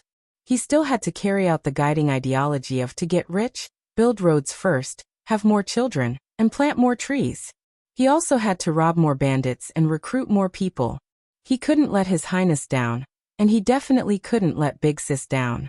Big Sis had given him a chance to realize his value. He wanted to help Big Sis become the king of bandits. Now they still had a long way to go before they could achieve their ultimate goal. At this moment, a young bald man knocked on the door and walked in. He looked at Wang Wei with reverence and said, "Big brother, there are 2 people outside who want to see you." Wang Wei scratched his head and said, "Let them in."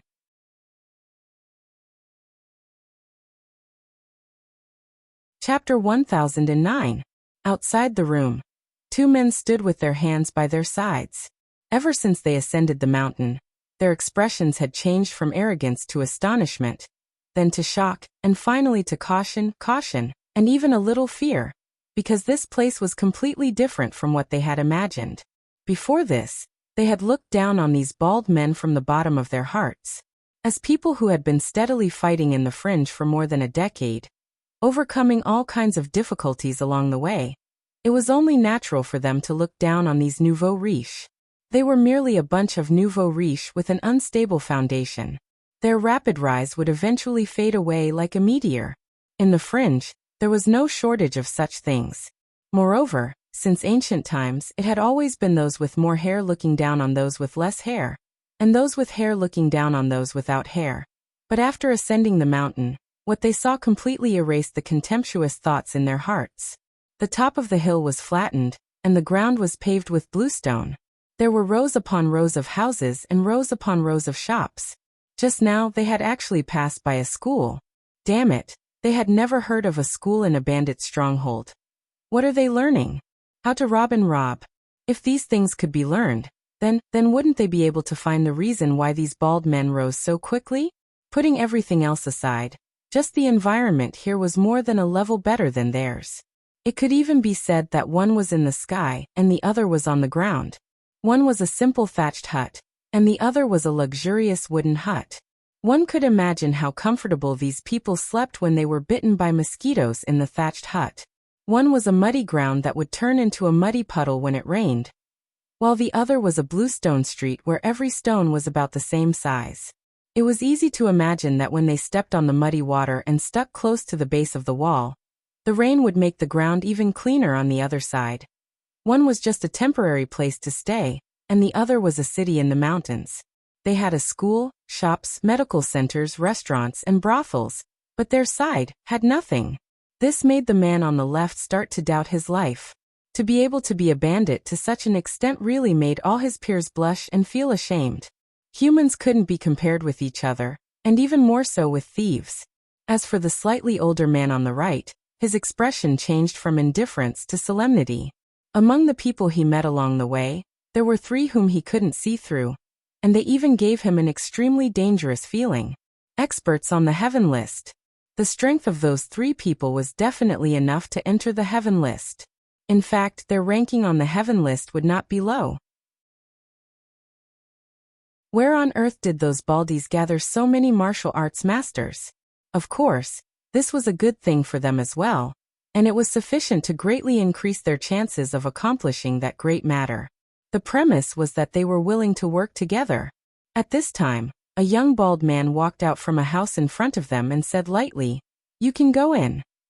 The 2 of them walked into the room, and the first thing they saw was a man and a woman, both bald. Men were born valiant, and women were even more valiant. The bald woman glanced at them and walked out on her own. The older man cupped his hands towards the bald man and said, "Are you Commander Wang?" There was a tinge of respect in his tone. It was respect for the strong.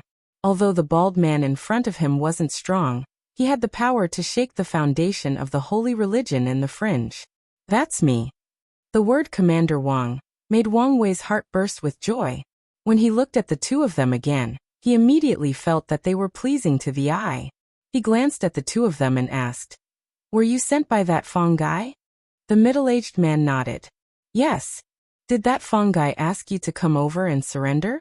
Wang Wei looked at them, nodded and said, "It's not that I want to say this, but you should have done this a long time ago. You also know that with our strength, destroying you is as easy as pinching an ant to death. Since ancient times, a wise man submits to circumstances. These days there have been many bandits who came to surrender. Although you came a little late, you are still tactful. Little Six, come take them to register. The middle-aged man was startled and hurriedly said, No, no, no. Commander Wang, you misunderstand. We are not here to surrender. Not here to surrender? Wang Wei's face hardened and he said angrily, If you are not here to surrender, then why are you looking for me? Do you know that this commander is very busy and has many things to deal with every day? I don't have the time to talk nonsense with you. Next. The middle-aged man immediately stepped forward and said, We are here to do a big business with Commander Wang. Wang Wei shook his head and said, If you want to do business, go find those merchants. We don't do business, we only steal business. The middle-aged man continued, If this business is done, Commander Wang can have as much silver as you want and as many people as you want. Wang Wei stood up and said loudly, Little Six, what are you waiting for? Hurry up and serve them tea. They didn't lack silver, but they didn't want what they had. What they lacked the most was manpower, labor. Since they had silver and people, why couldn't they sit down and talk it out? The middle-aged man was finally relieved. He was worried that these people wouldn't listen to him. As long as they wanted something, he was confident that he could complete the task given to him by the protector. Wang Wei looked at them and smiled. He said, Tell me, what kind of big business is it? We will join forces to attack Yong County and capture Jiang of Silla. The middle-aged man looked at him and said in a deep voice, After attacking Yong County, you can rob as many people and as much silver as you want. We only want Jiang of Silla. Attack Yong County and capture Jiang of Silla? Wang Wei gave a look to the young bald man behind the two men. The bald man immediately retreated and closed the door. Wang Wei looked at them and asked, You want to rebel? The middle-aged man looked at him and asked, What Commander Wang is doing now, isn't it also a rebellion? Wang Wei shook his head and said, With just the few of us, we are still far from rebelling. The middle-aged man said, We only plan to attack Yong County, not all the way to the capital. After we are done, we will immediately return here. As long as we enter the land of chaos, we will be invincible. What is there for Commander Wang to worry about? Wang Wei glanced at him and said, In that case, why do we need to cooperate with you? It is just Yong County, we can attack it ourselves. The middle-aged man smiled and said, We have spies in Yong County. When the time comes, we can work together. If it is just you, although you can do it, I think Commander Wang won't be willing to bear the loss, right? So there are spies. Wang Wei thought for a moment and said, Let me think about this. The middle-aged man nodded and said, This is a serious matter. It should be so. However, how long does Commander Wang need to think about it? About an hour. Wang Wei stood up and sent the two out. He said to the young bald-headed man waiting outside the door, Little Six, show these two guests around first. Also call the other leaders over. The young bald man nodded and extended his hand to the two men. Two guests, this way please.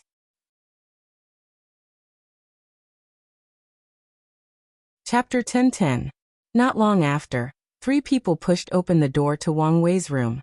The man walking in front said, I heard that Fong sent someone over. What's going on? We'll talk about this later. Wang Wei looked at his thick hair and felt angry. He waved his hand and took out a deck of poker cards from the drawer. He said, It's not easy to stay here for an hour. Let's play cards. I want to win back all the money I lost last night. The man with thick hair curled his lips and said, You want to win back your money? Don't lose all your wife.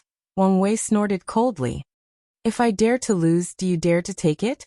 Thinking of the bald woman with two sledgehammers, the middle-aged man's expression changed.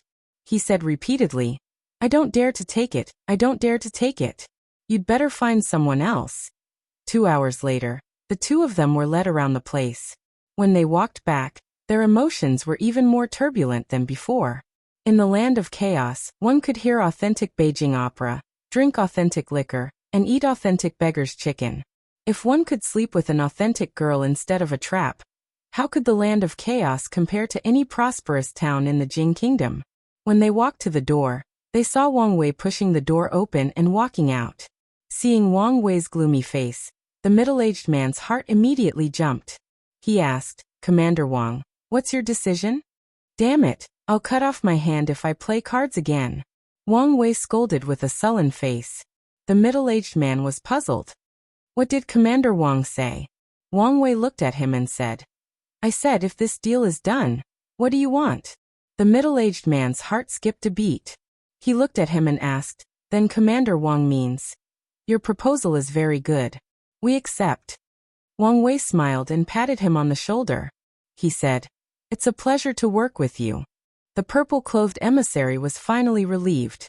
He also smiled. It's a pleasure to work with you.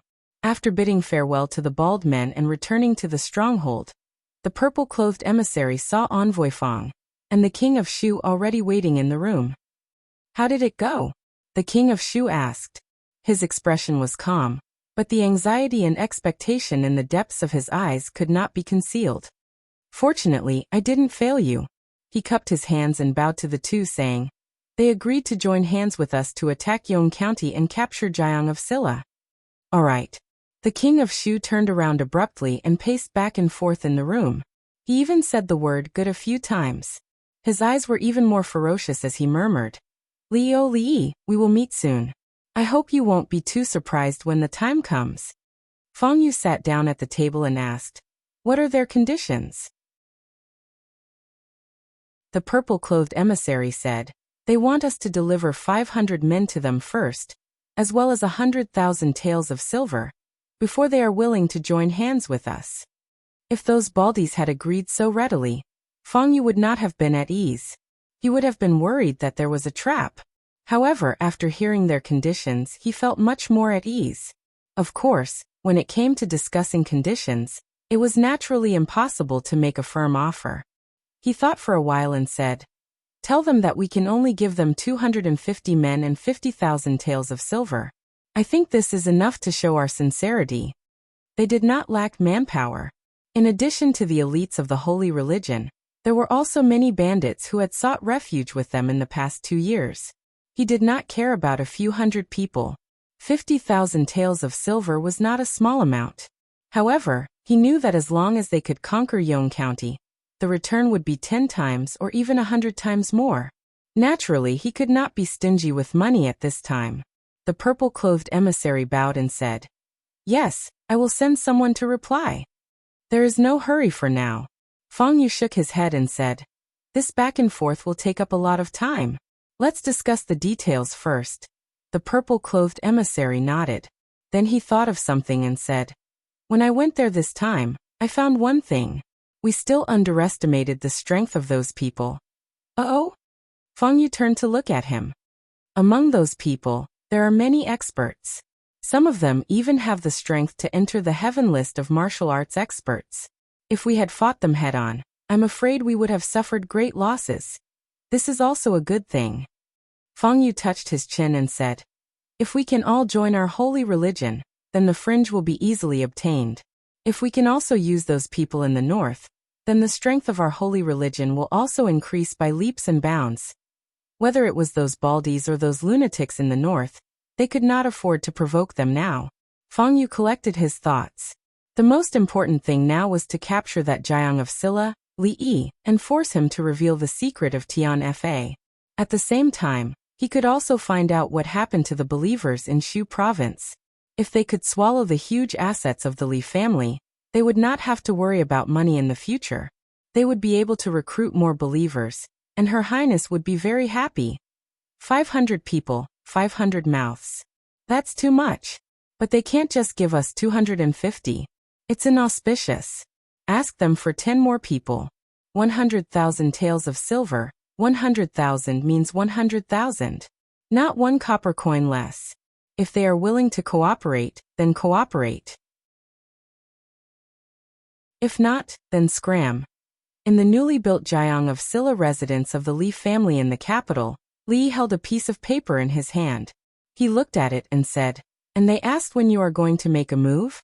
What do you think about before the new year? Before the new year, everyone is preparing for the new year, and is not very vigilant. It is a good time to make a move. After we succeed, we can still have a fat new year. We should help them to the end. Should we also help them plan their route? After a while, Wang Wei touched his bald head and grinned. All right, Then I will reply to them. After Wang Wei left, Chen Chong walked over and said, "The thing that the king of Shu regrets the most in his life is that meal he treated you to that day." Li Yi did not know whether the king of Shu regretted it or not, but he himself was quite regretful. He had wanted to live a carefree and happy life with his family in the capital. Who would have thought that just a meal would cause him to offend the king of Shu, the prime minister's residence, the Cui family, and the king of Shu and the Cui family's many lackeys in the capital? Step by step, he was forced to this road of no return by them. He had to protect himself and move forward all the way. Now, not only could he not turn back, he could only leave the capital and hide in this poor and remote Shuzhou. He even had to temporarily borrow someone else's place to stay. Such a miserable experience made his heart ache just thinking about it. From the moment you entered the capital, I began to pay attention to you. I saw you defeat the Qin family, the Chu family, the king of Shu, the Cui family, and even our Chen family fell at your hands. Chen Chong sized him up and shook his head. I really can't understand how someone as mediocre as Li Minghan could give birth to such a monster of a son like you. Li Yi glanced at him and indifferently said, "Provincial Governor Chen, don't you have any shame? Your Chen family has fallen and you're blaming me? I wonder who was it that knelt before the previous emperor and confessed." As if thinking of something, he paused and looked at Chen Chong again. "From the moment I entered the capital.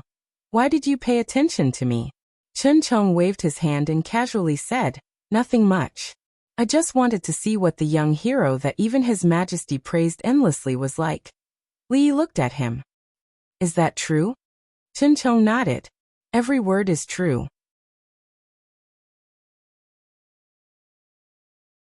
Chapter 10-11. Paying attention to the young heroes was a lie. What he was really thinking about was how to kill Wang Chong. With a straight face, he said things that went against his conscience. As he rose in rank, his skin became thicker and thicker. It had been so difficult for the Li family and the Chen family to get to this point. There were some lies that should not be exposed. Seeing that he was willing to share his burden as the provincial governor, Li Yi decided to leave him some face. Chen Chong did not continue this topic. He sat down opposite Wang Chong and asked, "Your goal this time is the king of Shu?" Li Yi shook his head and said, "That's the opposite of what you said. The king of Shu's goal should be me." The result is the same. Chen Chong looked at him and said, "They want to attack Yong County. Their goal is you, and your goal is also them, as well as the spies they planted in Shu province. They are no match for you, but if the two sides start fighting, the first to suffer will be the people of Yong County. You also chose to attack at the end of the year. If you can't control it, something big will happen. Catch a turtle in a jar and beat the dog behind closed doors. What big thing can happen? Catch a turtle in a jar and beat the dog behind closed doors." Chen Chong looked at him and shook his head. "Since you already have plans, I won't say more."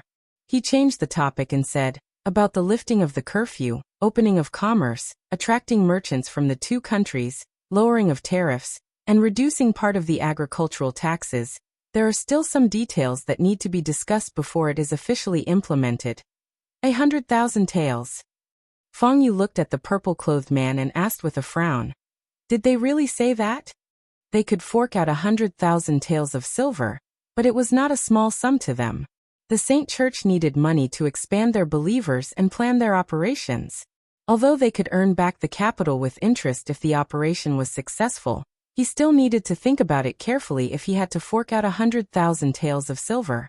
The purple-clothed man nodded and said, "Yes, they said 100,000 taels of silver, not a single copper coin less. Otherwise, it would mean that we are not sincere enough and there is no need to talk about cooperation." Just as Fang Yu was hesitating, a voice came from the side. The king of Shu walked over and said disapprovingly, "Isn't it just 100,000 taels of silver? If they want it, just give it to them. That Li Yi is rich. After the matter is settled, he will be rewarded 10 times or even 100 times more. What are you worried about?" Fang Yu pondered for a moment, then gritted his teeth and said, "Then give them 100,000 taels." He lowered his head and looked at it again. A trace of doubt appeared on his face as he muttered, "Why can't 250 people work? 260 people will do. It's just 10 more people. Is there a difference?" It's just 10 people. It doesn't matter if there are more or less. Don't care about these details. The king of Shu shook his head and asked, "What else did they say?" Feng Yu continued reading and said, "They said that they would choose to make their move during the new year. At that time, the other party would not be on high alert, so it would be the easiest to succeed.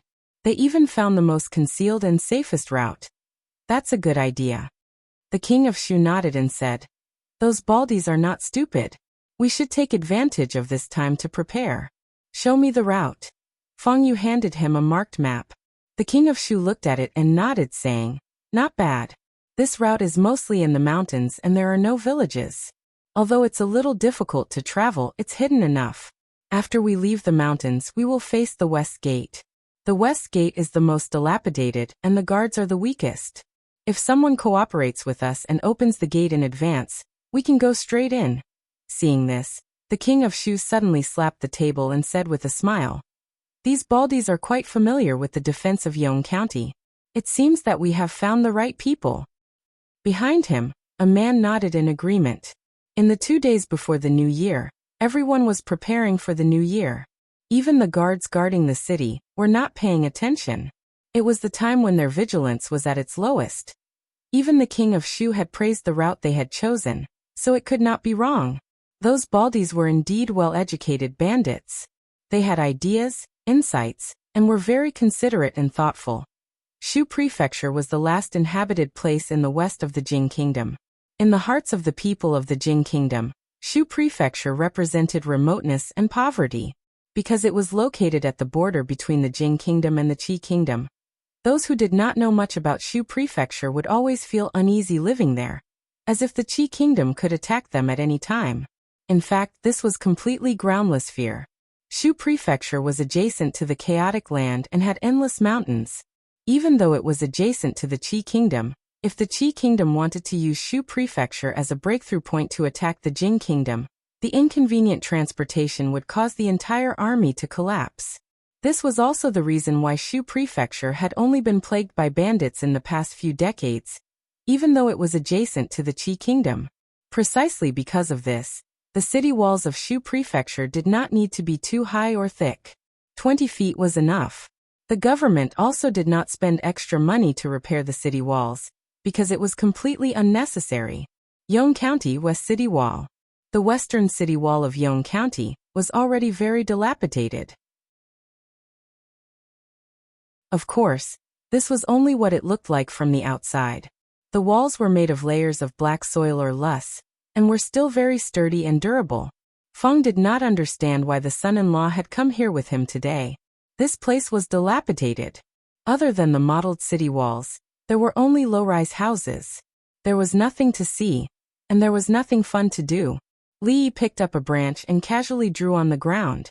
Feng looked at it for a while, and finally could not help but ask, "Son-in-law, what are you drawing?" Li Yi pointed around and said, "What do you think about building a few shops here?" Feng looked around and finally understood what Li Yi was drawing. He carefully squatted down and looked at it again. He shook his head and said, "Even if we want to open shops and build workshops, there is no need to build the houses as high as the city walls. Moreover, these shops in a circle will look like an urn. It doesn't look good." Li Yi threw away the branch and said, "You don't understand. This is called a business district. A business district, a business district. It has to be in a circle."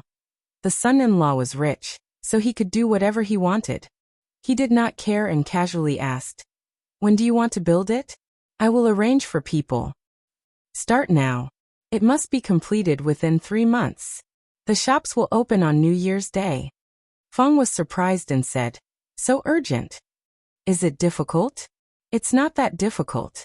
Feng shook his head and said, "Just find more people and spend more money. I will arrange it. I guarantee that the task will be completed within 2 months." Li Yi nodded and said, "It's okay to spend more money. It's fine as long as it can be completed earlier. As long as you are happy." Feng shook his head. He did not know what a business district was, but he was sure that the son-in-law only knew some miscellaneous military tactics. He did not know what a barbican was. A barbican, as the name suggested, was a city that looked like an urn. Only important cities would build a small city in a circle around the city gates and build it as high as the city walls. This was so that when a strong enemy invaded, as long as the two city gates were closed, the enemy could be trapped. It would be like catching a turtle in a jar. When the time came, the choice of ambushing soldiers in the city or letting the archers shoot arrows, splash boiling oil, or throw stones on the city walls depended entirely on the mood. Shu province was not a strategic location. Why would the son-in-law spend so much effort to build a barbican? Was he worried that the Qi kingdom's army would cross the mountains and attack from here? There was a urn, but there was no turtle.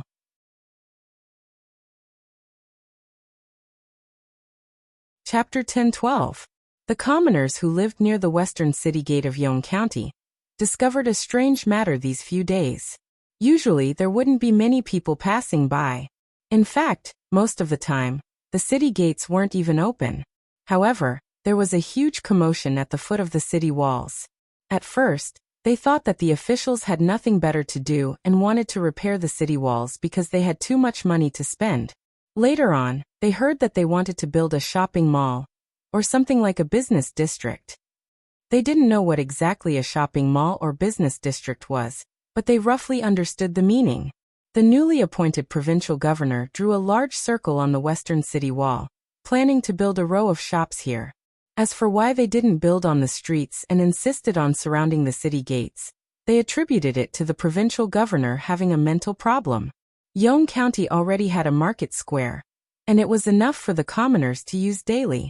Why did the provincial governor want to waste manpower and money to build a bigger one? If this wasn't a mental problem, what was?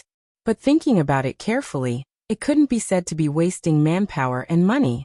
After all, not only were the commoners not asking for money this time, those who came here to work could even receive 20 copper coins a day.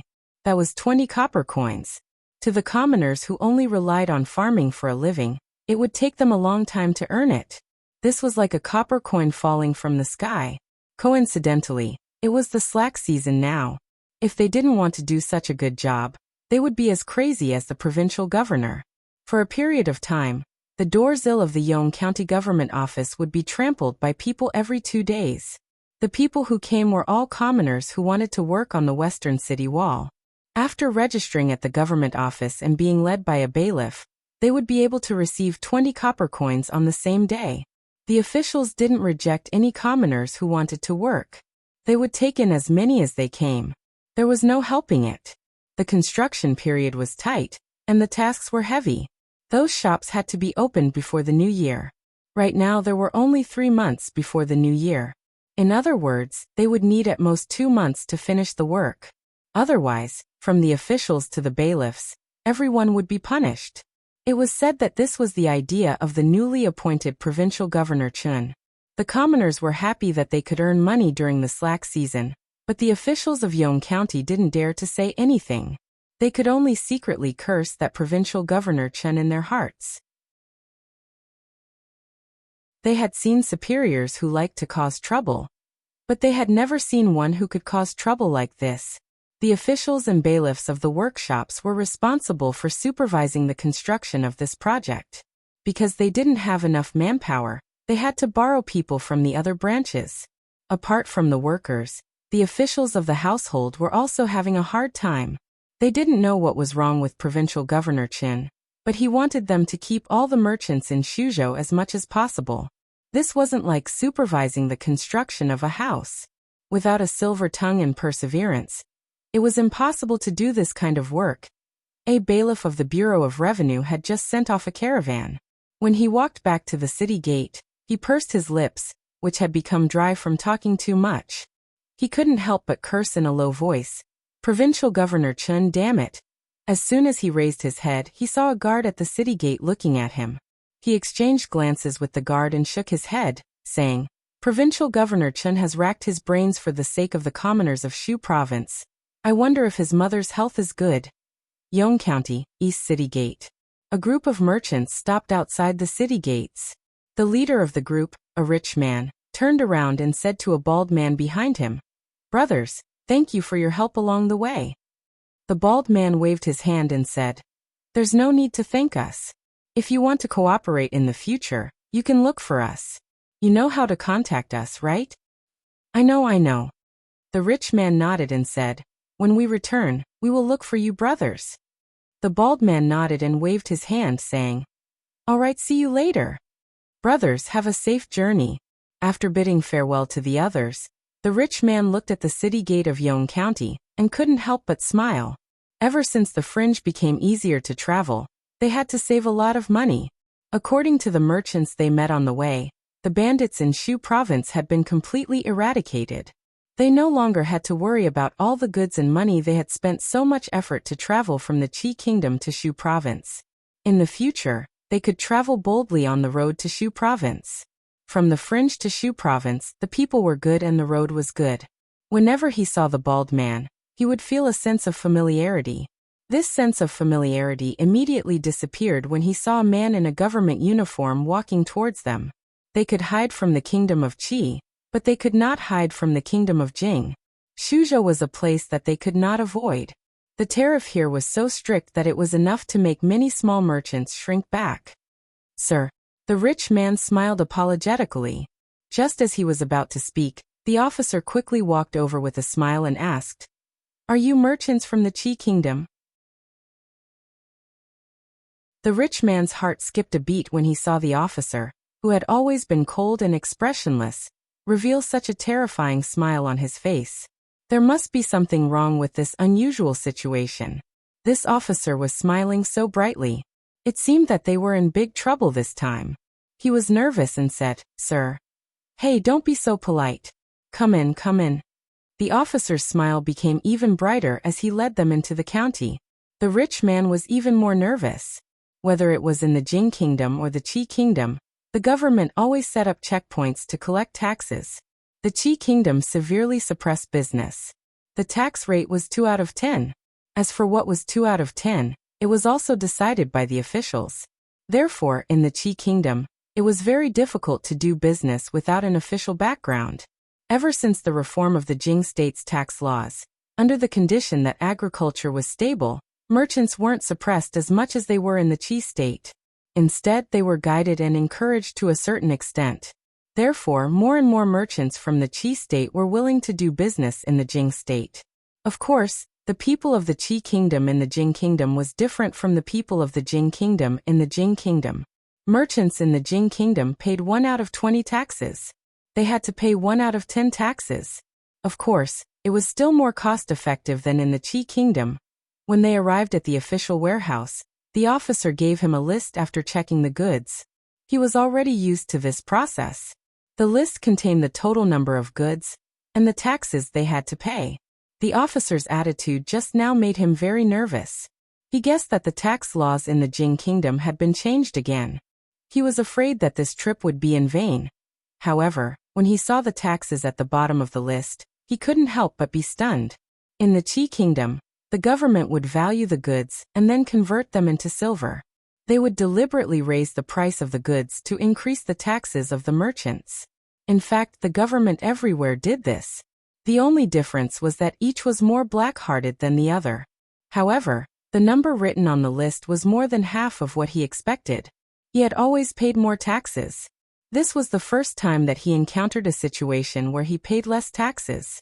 There was a trap. There must be a trap somewhere. Thinking of the officer's attitude, he was even more certain. This was a test. It must be a test. If he was greedy and pretended not to know about this and tried to deceive them, he might lose both his life and money this time. He looked at the officer and said with a serious face, Your Excellency, we didn't hide any goods. These few carts are all we have. There's no problem with the valuation on the list. But the taxes.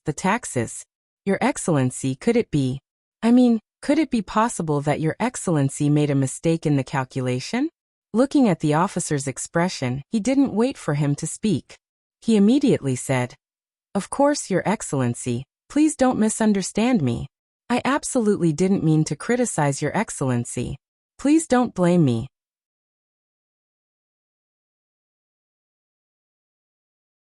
Chapter 10:13. Wrong calculation? The officer was stunned. He looked at him, shook his head and said with a smile, No, the calculation is not wrong. The provincial governor has ordered that from now on, the merchants of the Qi kingdom will be treated the same as those of the Jing kingdom. Your tax will be calculated according to the new system, no more and no less. The wealthy-looking man was rooted to the spot. The merchants of the Qi kingdom will be treated the same as those of the Jing kingdom? Who are you kidding? Even if you want to deceive me, you don't need to use such a poor excuse. This is the Jing kingdom. How can the people of the Qi kingdom and the people of the Jing kingdom be treated the same? I'm afraid that they will arrest me for tax evasion as soon as I pay the tax. I haven't been here for half a year, but the officials of Shuzhou have become more and more evil. He looked at the official, his legs went soft, and he knelt on the ground with a thud. With snot and tears running down his face he cried, "Sir, I beg you to let this lowly one go. This lowly one has an 80-year-old mother and an 8-year-old child. If anything happens to this batch of goods, this lowly one's family will have nothing to eat this winter." The officer's eyes were also a little wet when he saw him crying bitterly. He also had an old mother to support, a little child to feed, and a squandering wife to spend money like water. For the sake of his mother's cooking, his child's snacks, and his wife's perfume, for the sake of this month's performance, for the generous bonus, for the sake of a fat new year, he had to clench his teeth and hold on even if he had to talk until his mouth broke. They were all in the same boat. Why should they make things difficult for each other? He helped the merchant of the Qi kingdom up and said seriously, "You don't believe me, right? Come, I'll take you to see the notice. It's written clearly on the notice. If you still don't believe me, I'll take you to see the county magistrate and let him tell you personally." Provincial Governor Chen is really a bastard.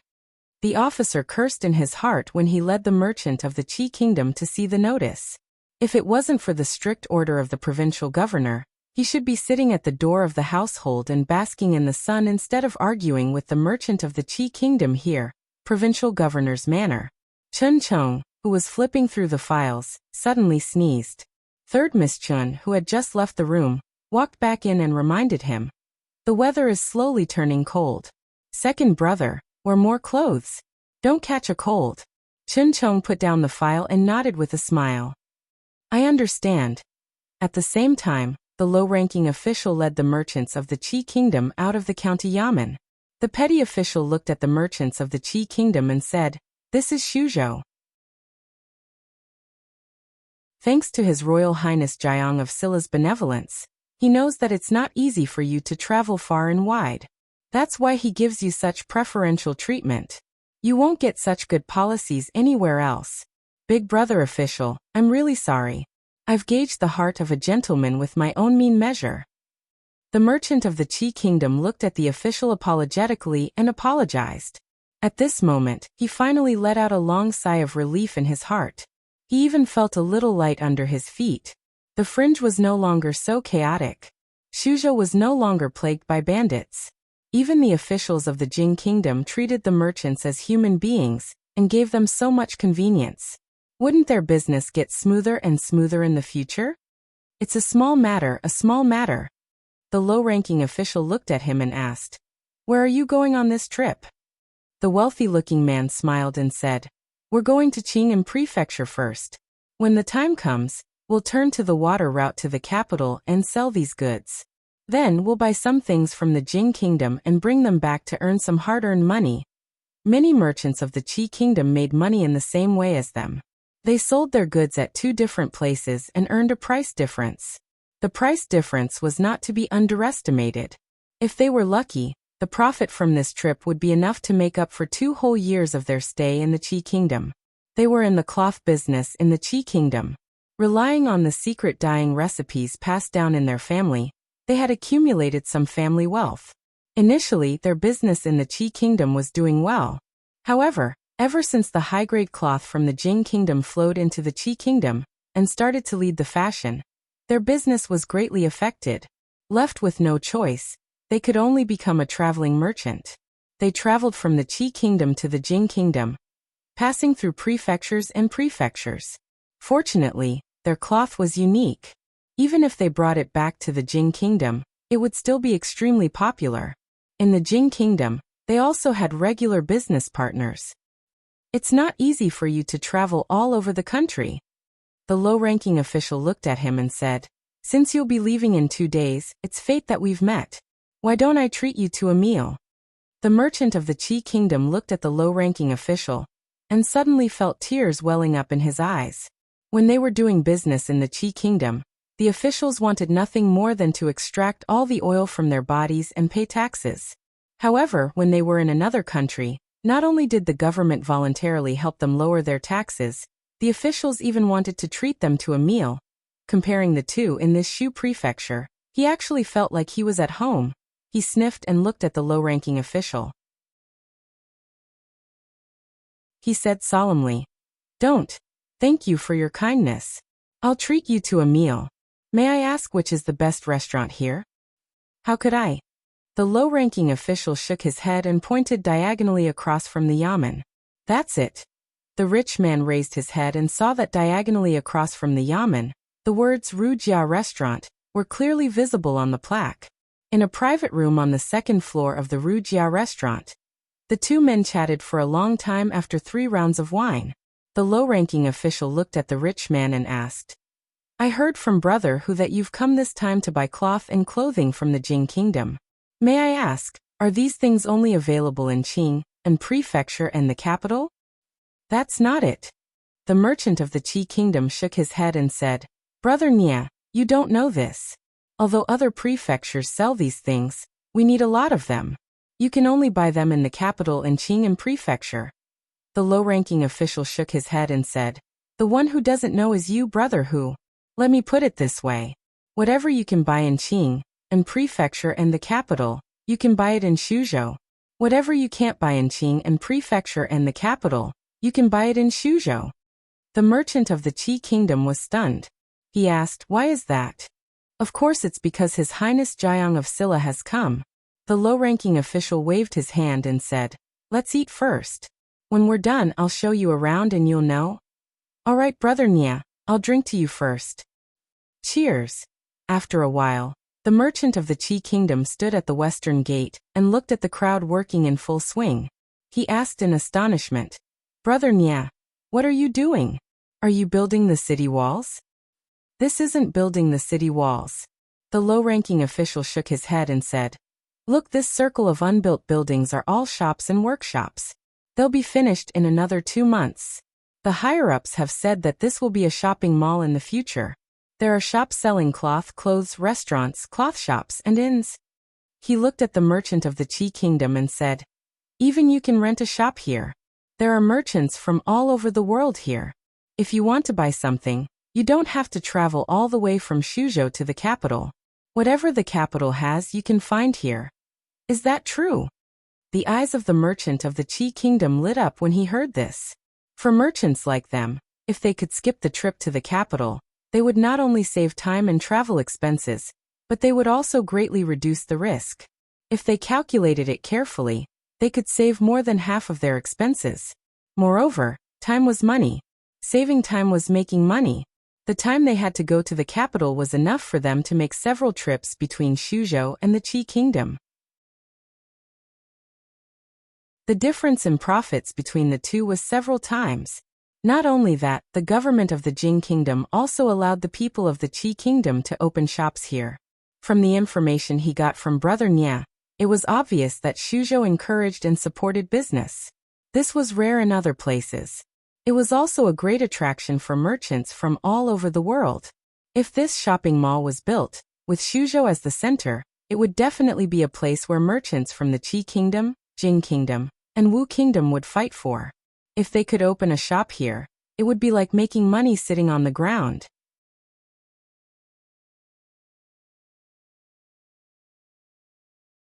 Chapter 10:14. The merchant's eyes flickered as if he could already see mountains of gold and silver flashing before his eyes. He looked at the petty official and asked, "Big Brother Nia, do you think I can rent a shop here as well?" "First come, first served. You can reserve it after paying the deposit." The petty official looked at him and said, "Today is fine, but in a few days, there might not be any space left." The merchant from the Qi Kingdom immediately said, "Thank you, Brother Nia. Where can I pay the deposit?" "I'll go now."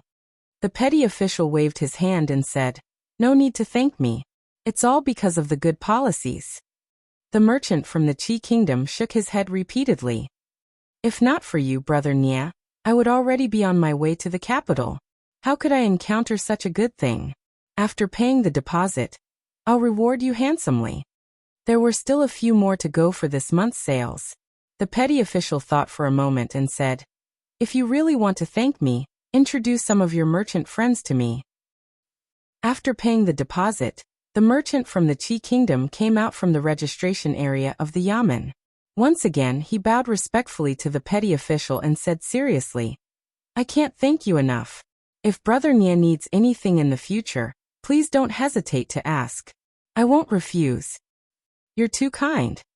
The petty official waved his hand and said, Don't you want to buy cloth? I'll take you to the cloth workshop. I heard that the cloth workshop in the capital is the same one in our Shuzhou. Take a look first. The merchant from the Qi kingdom cupped his hands and said, All right. I'll have to trouble Brother Nia again. As soon as he finished speaking, he suddenly heard the sound of an argument. That's clearly my customer.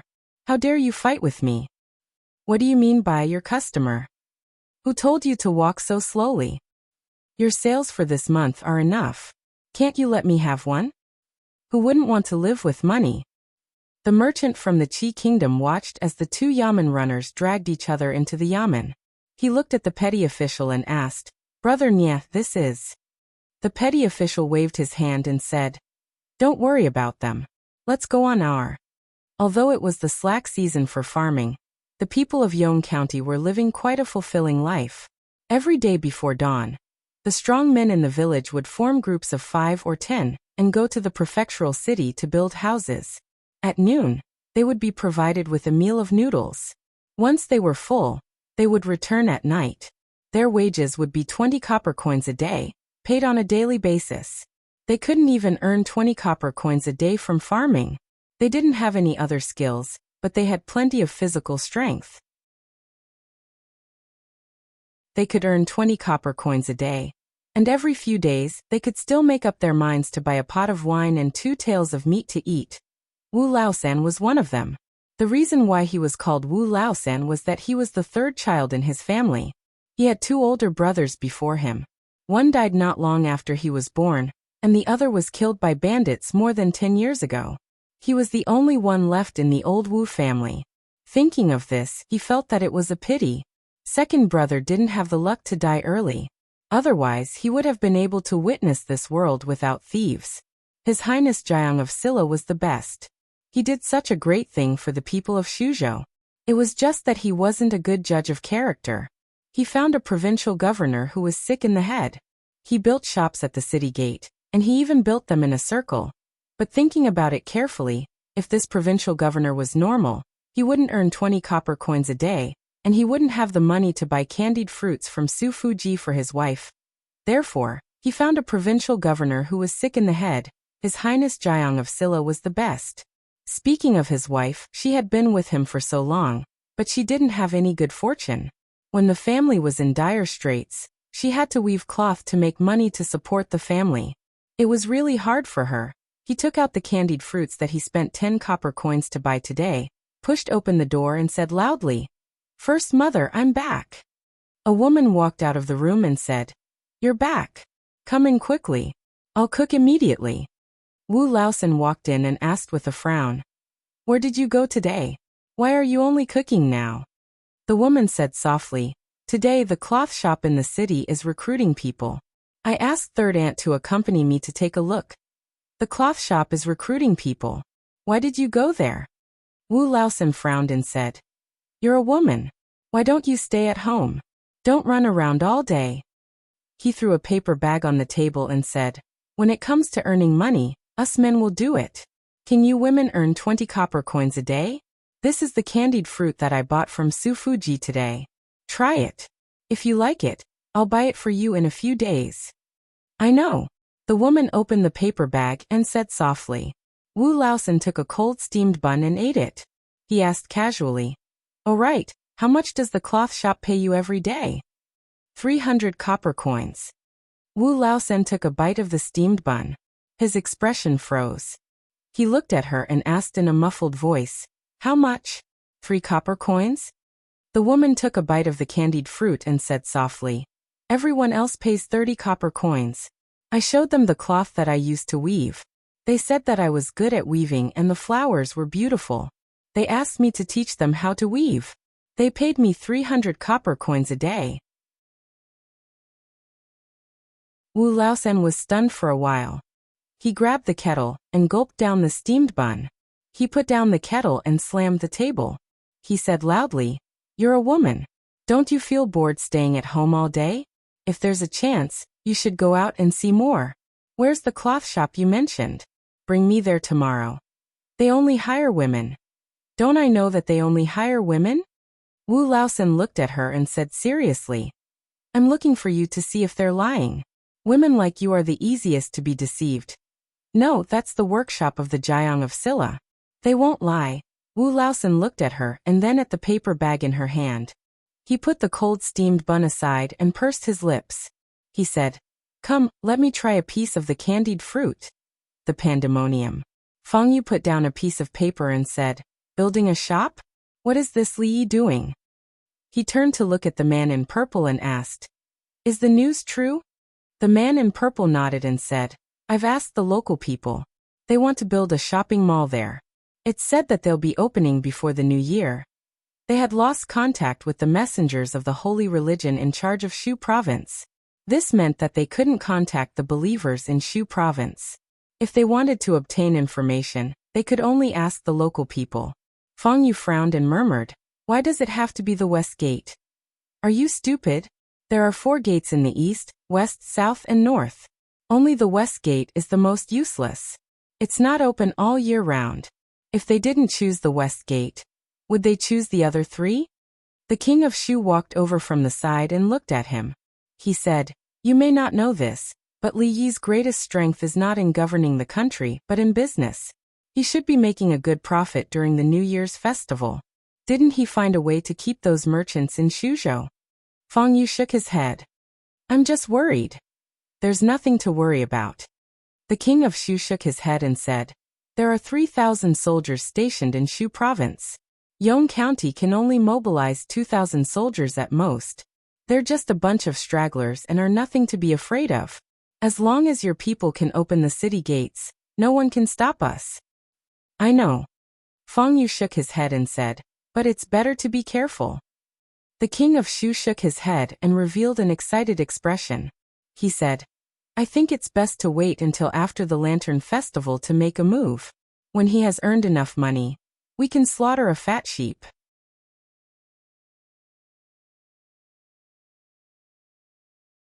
Chapter 10:15. The king of Shu postponed the day of action for half a month. Before the Lantern Festival, Li Yi could only accept it passively.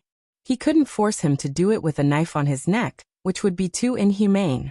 Everyone had problems to discuss, express their opinions, and compromise with each other. This was the way to solve problems. For example, he helped him plan the time and route. He thought it was better to take action after the Spring Festival. He also thought what he said made sense. They would meet at the Lantern Festival, and the matter was settled. The following things were much easier. If Shuzhou wanted to develop, the first thing to get rid of was the closed or outdated policies after eliminating the corrupt officials, bandits, and the unstable factor of the king of Shu. At present, for ordinary people in Shuzhou, agriculture was still the most important and basic. It was related to whether they could have enough to eat, and whether they would be hungry. On this basis, it was necessary to emphasize that industry, agriculture, and commerce should go hand in hand and develop together. That was what they had been doing these days. They lowered the tariff, attracted investment, canceled the curfew, opened the night market, built workshops, and provided a large number of jobs for idle women at home. The goods produced in the workshops were sold to merchants from other countries. Shuzhou would become the first special economic zone in the Jing Kingdom. Walking Rui and ruaching on the streets of Yong County again. It was quite different from a few months ago. The streets of Yong County used to be dirty and messy. Garbage could be seen everywhere, and sewage ditches were everywhere. When they passed some roads, they had to cover their mouths and noses. Now, the streets were cleaned by professionals. Although it was not spotless, at least it was not dirty and messy anymore. Of course, the Yong County government did this not only to implement the provincial governor's policy. Since the reform of the tariff and commercial laws in Shuzhou, it attracted merchants from the Jing Kingdom, the Qi Kingdom, and even the Wu Kingdom in a short period of time. Shuzhou's geographical location was special. It was the place where these merchants had to pass to and from other countries. Now, after the reform of the commercial laws, no other state was more friendly to these merchants than Shuzhou. Every day, there were goods from all over the world converging here. There was no need to travel everywhere. Anything they wanted to buy could be found in Yong County. Free trade. The merchants weren't the only ones who were happy. The officials of Yong County were even happier. Although the tax rate for foreign businessmen has been reduced, the total tax amount has increased tenfold. Those businessmen came here to rent shops, land, and workshops. Although they can't touch these silvers, they are still happy to see them. What's more, these silvers would eventually be used in Shu province. This included their bonuses. With a little performance, just the year-end bonus alone would be equivalent to a year's salary. Before this, they had thought that the new provincial governor Chun had lost his mind. Only now did they realize that it was His Highness Jiang of Silla who had a unique vision and foresight. I heard that His Highness Jiang of Silla is about to get married. I heard about it. In a few days, all the brothels in the city will have free performances for 3 days. Now we can watch to our heart's content. His Highness has only been in Shu province for a few months, but the officials have already become better. There are no more bandits. Life is changing day by day. My wife works in the cloth shop and can earn 30 copper coins a day. I only earn a few copper coins after working so hard every day. Sigh. You can just laugh secretly. We have been waiting for the stars and the moon for so many years before His Highness finally came. This time, we have to show our appreciation for His Highness's wedding. We have almost accumulated a basket of eggs at home. Although they aren't worth much, it can be considered a small token of our appreciation. Li hadn't shown her face in public many times. Therefore, she could walk with Rui and Ruoqing on the street without worrying about being recognized. Rui had said before that she wanted to pass down the kung fu of the Lu family. Li asked Ruoqing to pick a dozen girls of the right age from the brothels. Now that she had nothing to do, she would teach them kung fu. Of course, she would also bring Drunken Mo and Ruoqing with her. Although Drunken Mo and Ruoqing had long passed the age of learning kung fu, and their achievements in this life were limited, it was impossible for them to become masters like her, or even Mississippi Lu, who could dominate the martial arts world. However, with a master teaching them, their progress would not be slow. On the contrary, it made Li, who had always been lazy, feel some pressure. If they became more powerful, it would be difficult for him to be a husband again. Ruoqing was fine, but with Drunken Mo's temper, it was hard to say what would happen after marriage. In the end, who would be on top and who would be on the bottom, who would be active and who would be passive. However, a man should be flexible, so he didn't need to care about these things. Drunken Mo's wedding dress had been embroidered a long time ago. Now that the former emperor had passed away, the 1-year period was about to pass. At the beginning of next year, it would be time to return the wedding that he owed them. Beside a small stall by the roadside, Rui and Ruoqing walked over, picked up an exquisite hairpin, and inserted it into Ruoqing's hair, saying, "This hairpin matches my sister quite well." Li looked at it. This hairpin was indeed exquisite.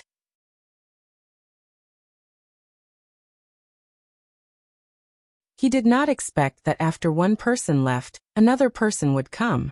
The young master in front of him seemed to be much wealthier than the previous one. Just from the clothes of the 2 female companions beside him, one could tell that. The official who had just turned around and left also stopped after hearing that. He looked back at the back of that person, wanting to see who was so stupid to spend 1,000 taels to buy such a fake.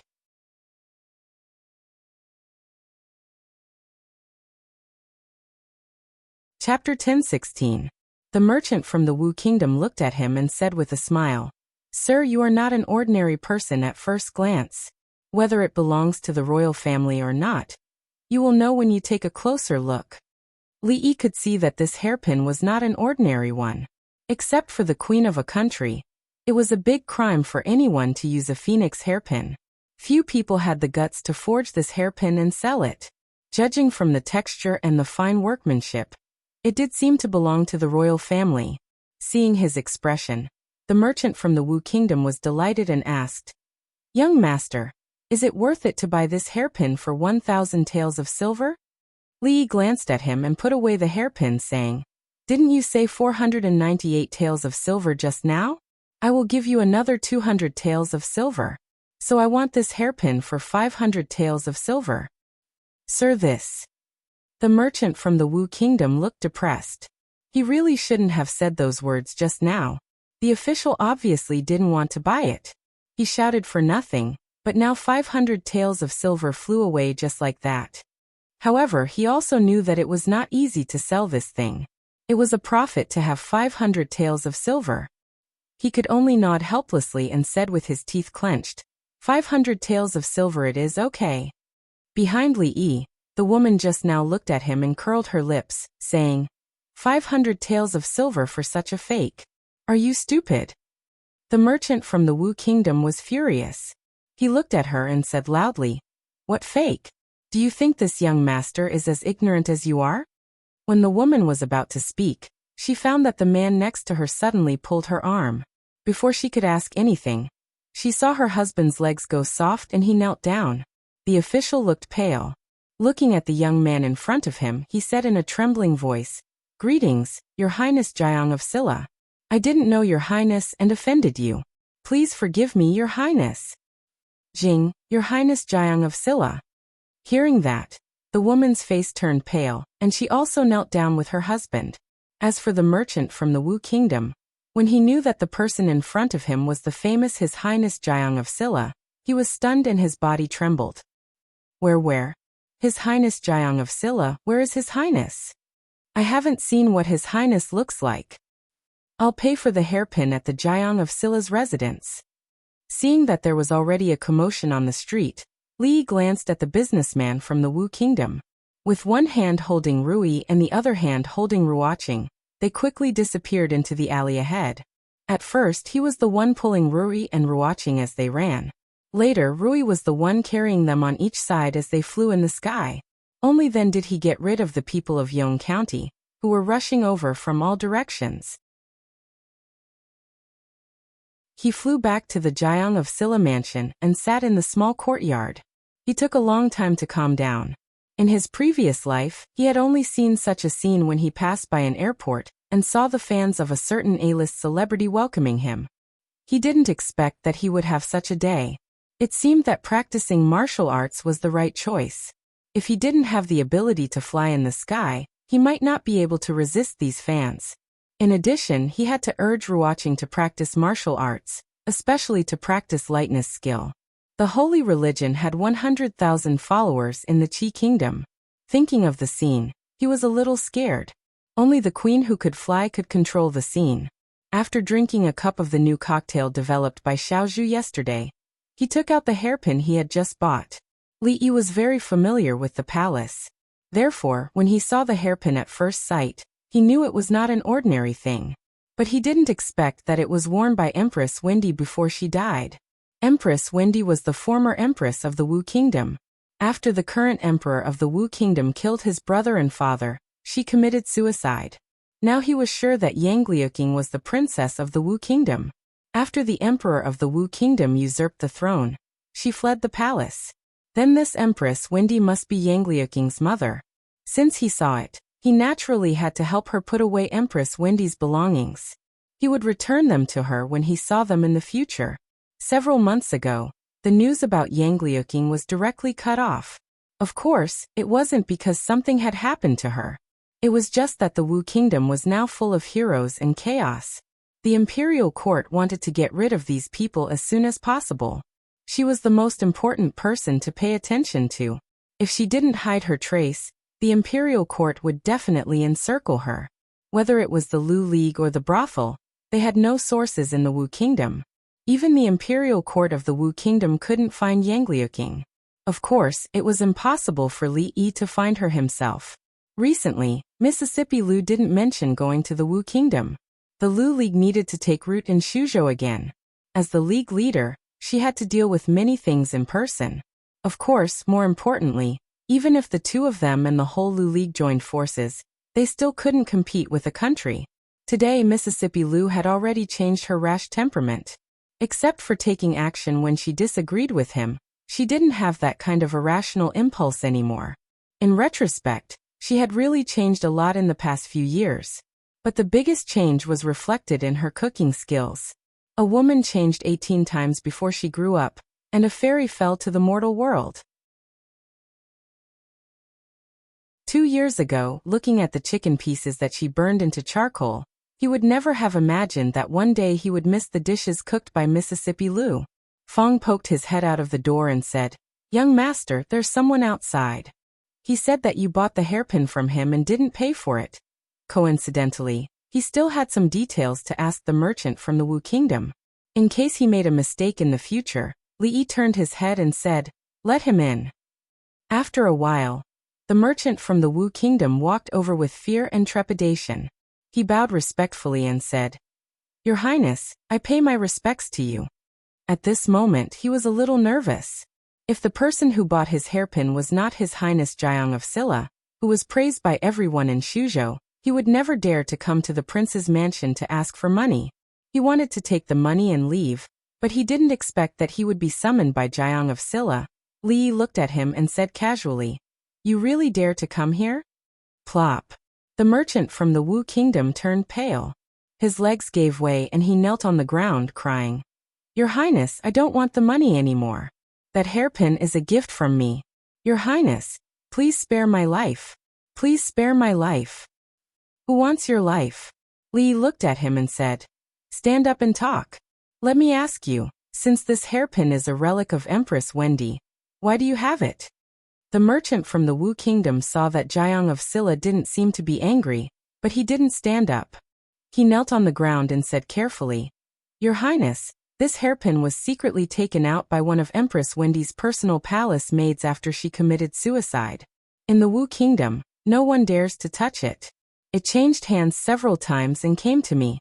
I thought that I might be able to sell it in Shuzhou." Li Yi asked a few more questions, and the merchant from the Wu Kingdom answered without any hesitation or pause. He didn't seem to be lying. Moreover, with his eyesight, he was sure that this phoenix hairpin was a relic of Yang Liuking's mother. "All right, you can leave."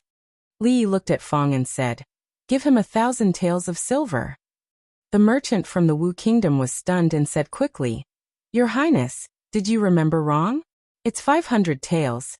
Li Yi waved his hand and said, "Then give him 500 taels of silver." The merchant from the Wu Kingdom didn't look at his palm until he walked out of the Jiang of Silla's mansion. Suddenly, he raised his hand and slapped himself hard in the face. In the small courtyard, Li Yi held the hairpin and carefully looked at it. Fong ran in again and said loudly, "Young master, there's a letter from the capital." Putting the matter of the hairpin aside, Li Yi opened the letters that had just been delivered by the courier station. Every month, he would send a few letters to the capital, and he would receive a few of them. He opened the first letter first. It was written by the old granny. She only told him about the current situation of the Li family in the capital. Everything was fine and she told him not to worry. She mentioned that Shuzhou was remote and chaotic, and she warned him to be careful when he was outside. Then, she asked about Rui, Ruoqing, Zumo, and the others. She even asked about Xiaohuan and Rui. After asking about her baby great-grandson, she told him that they should quickly spread the branches of the Li family. In her lifetime, she still wanted to hold a few more great-grandchildren. And Rui, Ruoqing, Zumo Rui, and Xiaohuan to spread the branches of the Li family. After all, the old granny was old and muddle-headed. She didn't even notice that something terrible had been mixed in. You're tuning in to the Li Mei Sword of Destiny YouTube channel. We're so grateful for your support, and don't forget to subscribe to join us on this incredible journey through captivating stories. Your generosity through donations truly makes a world of difference, as it's the primary source of revenue that allows me to expand and enhance this channel for you. Thank you from the bottom of my heart for being a part of this adventure.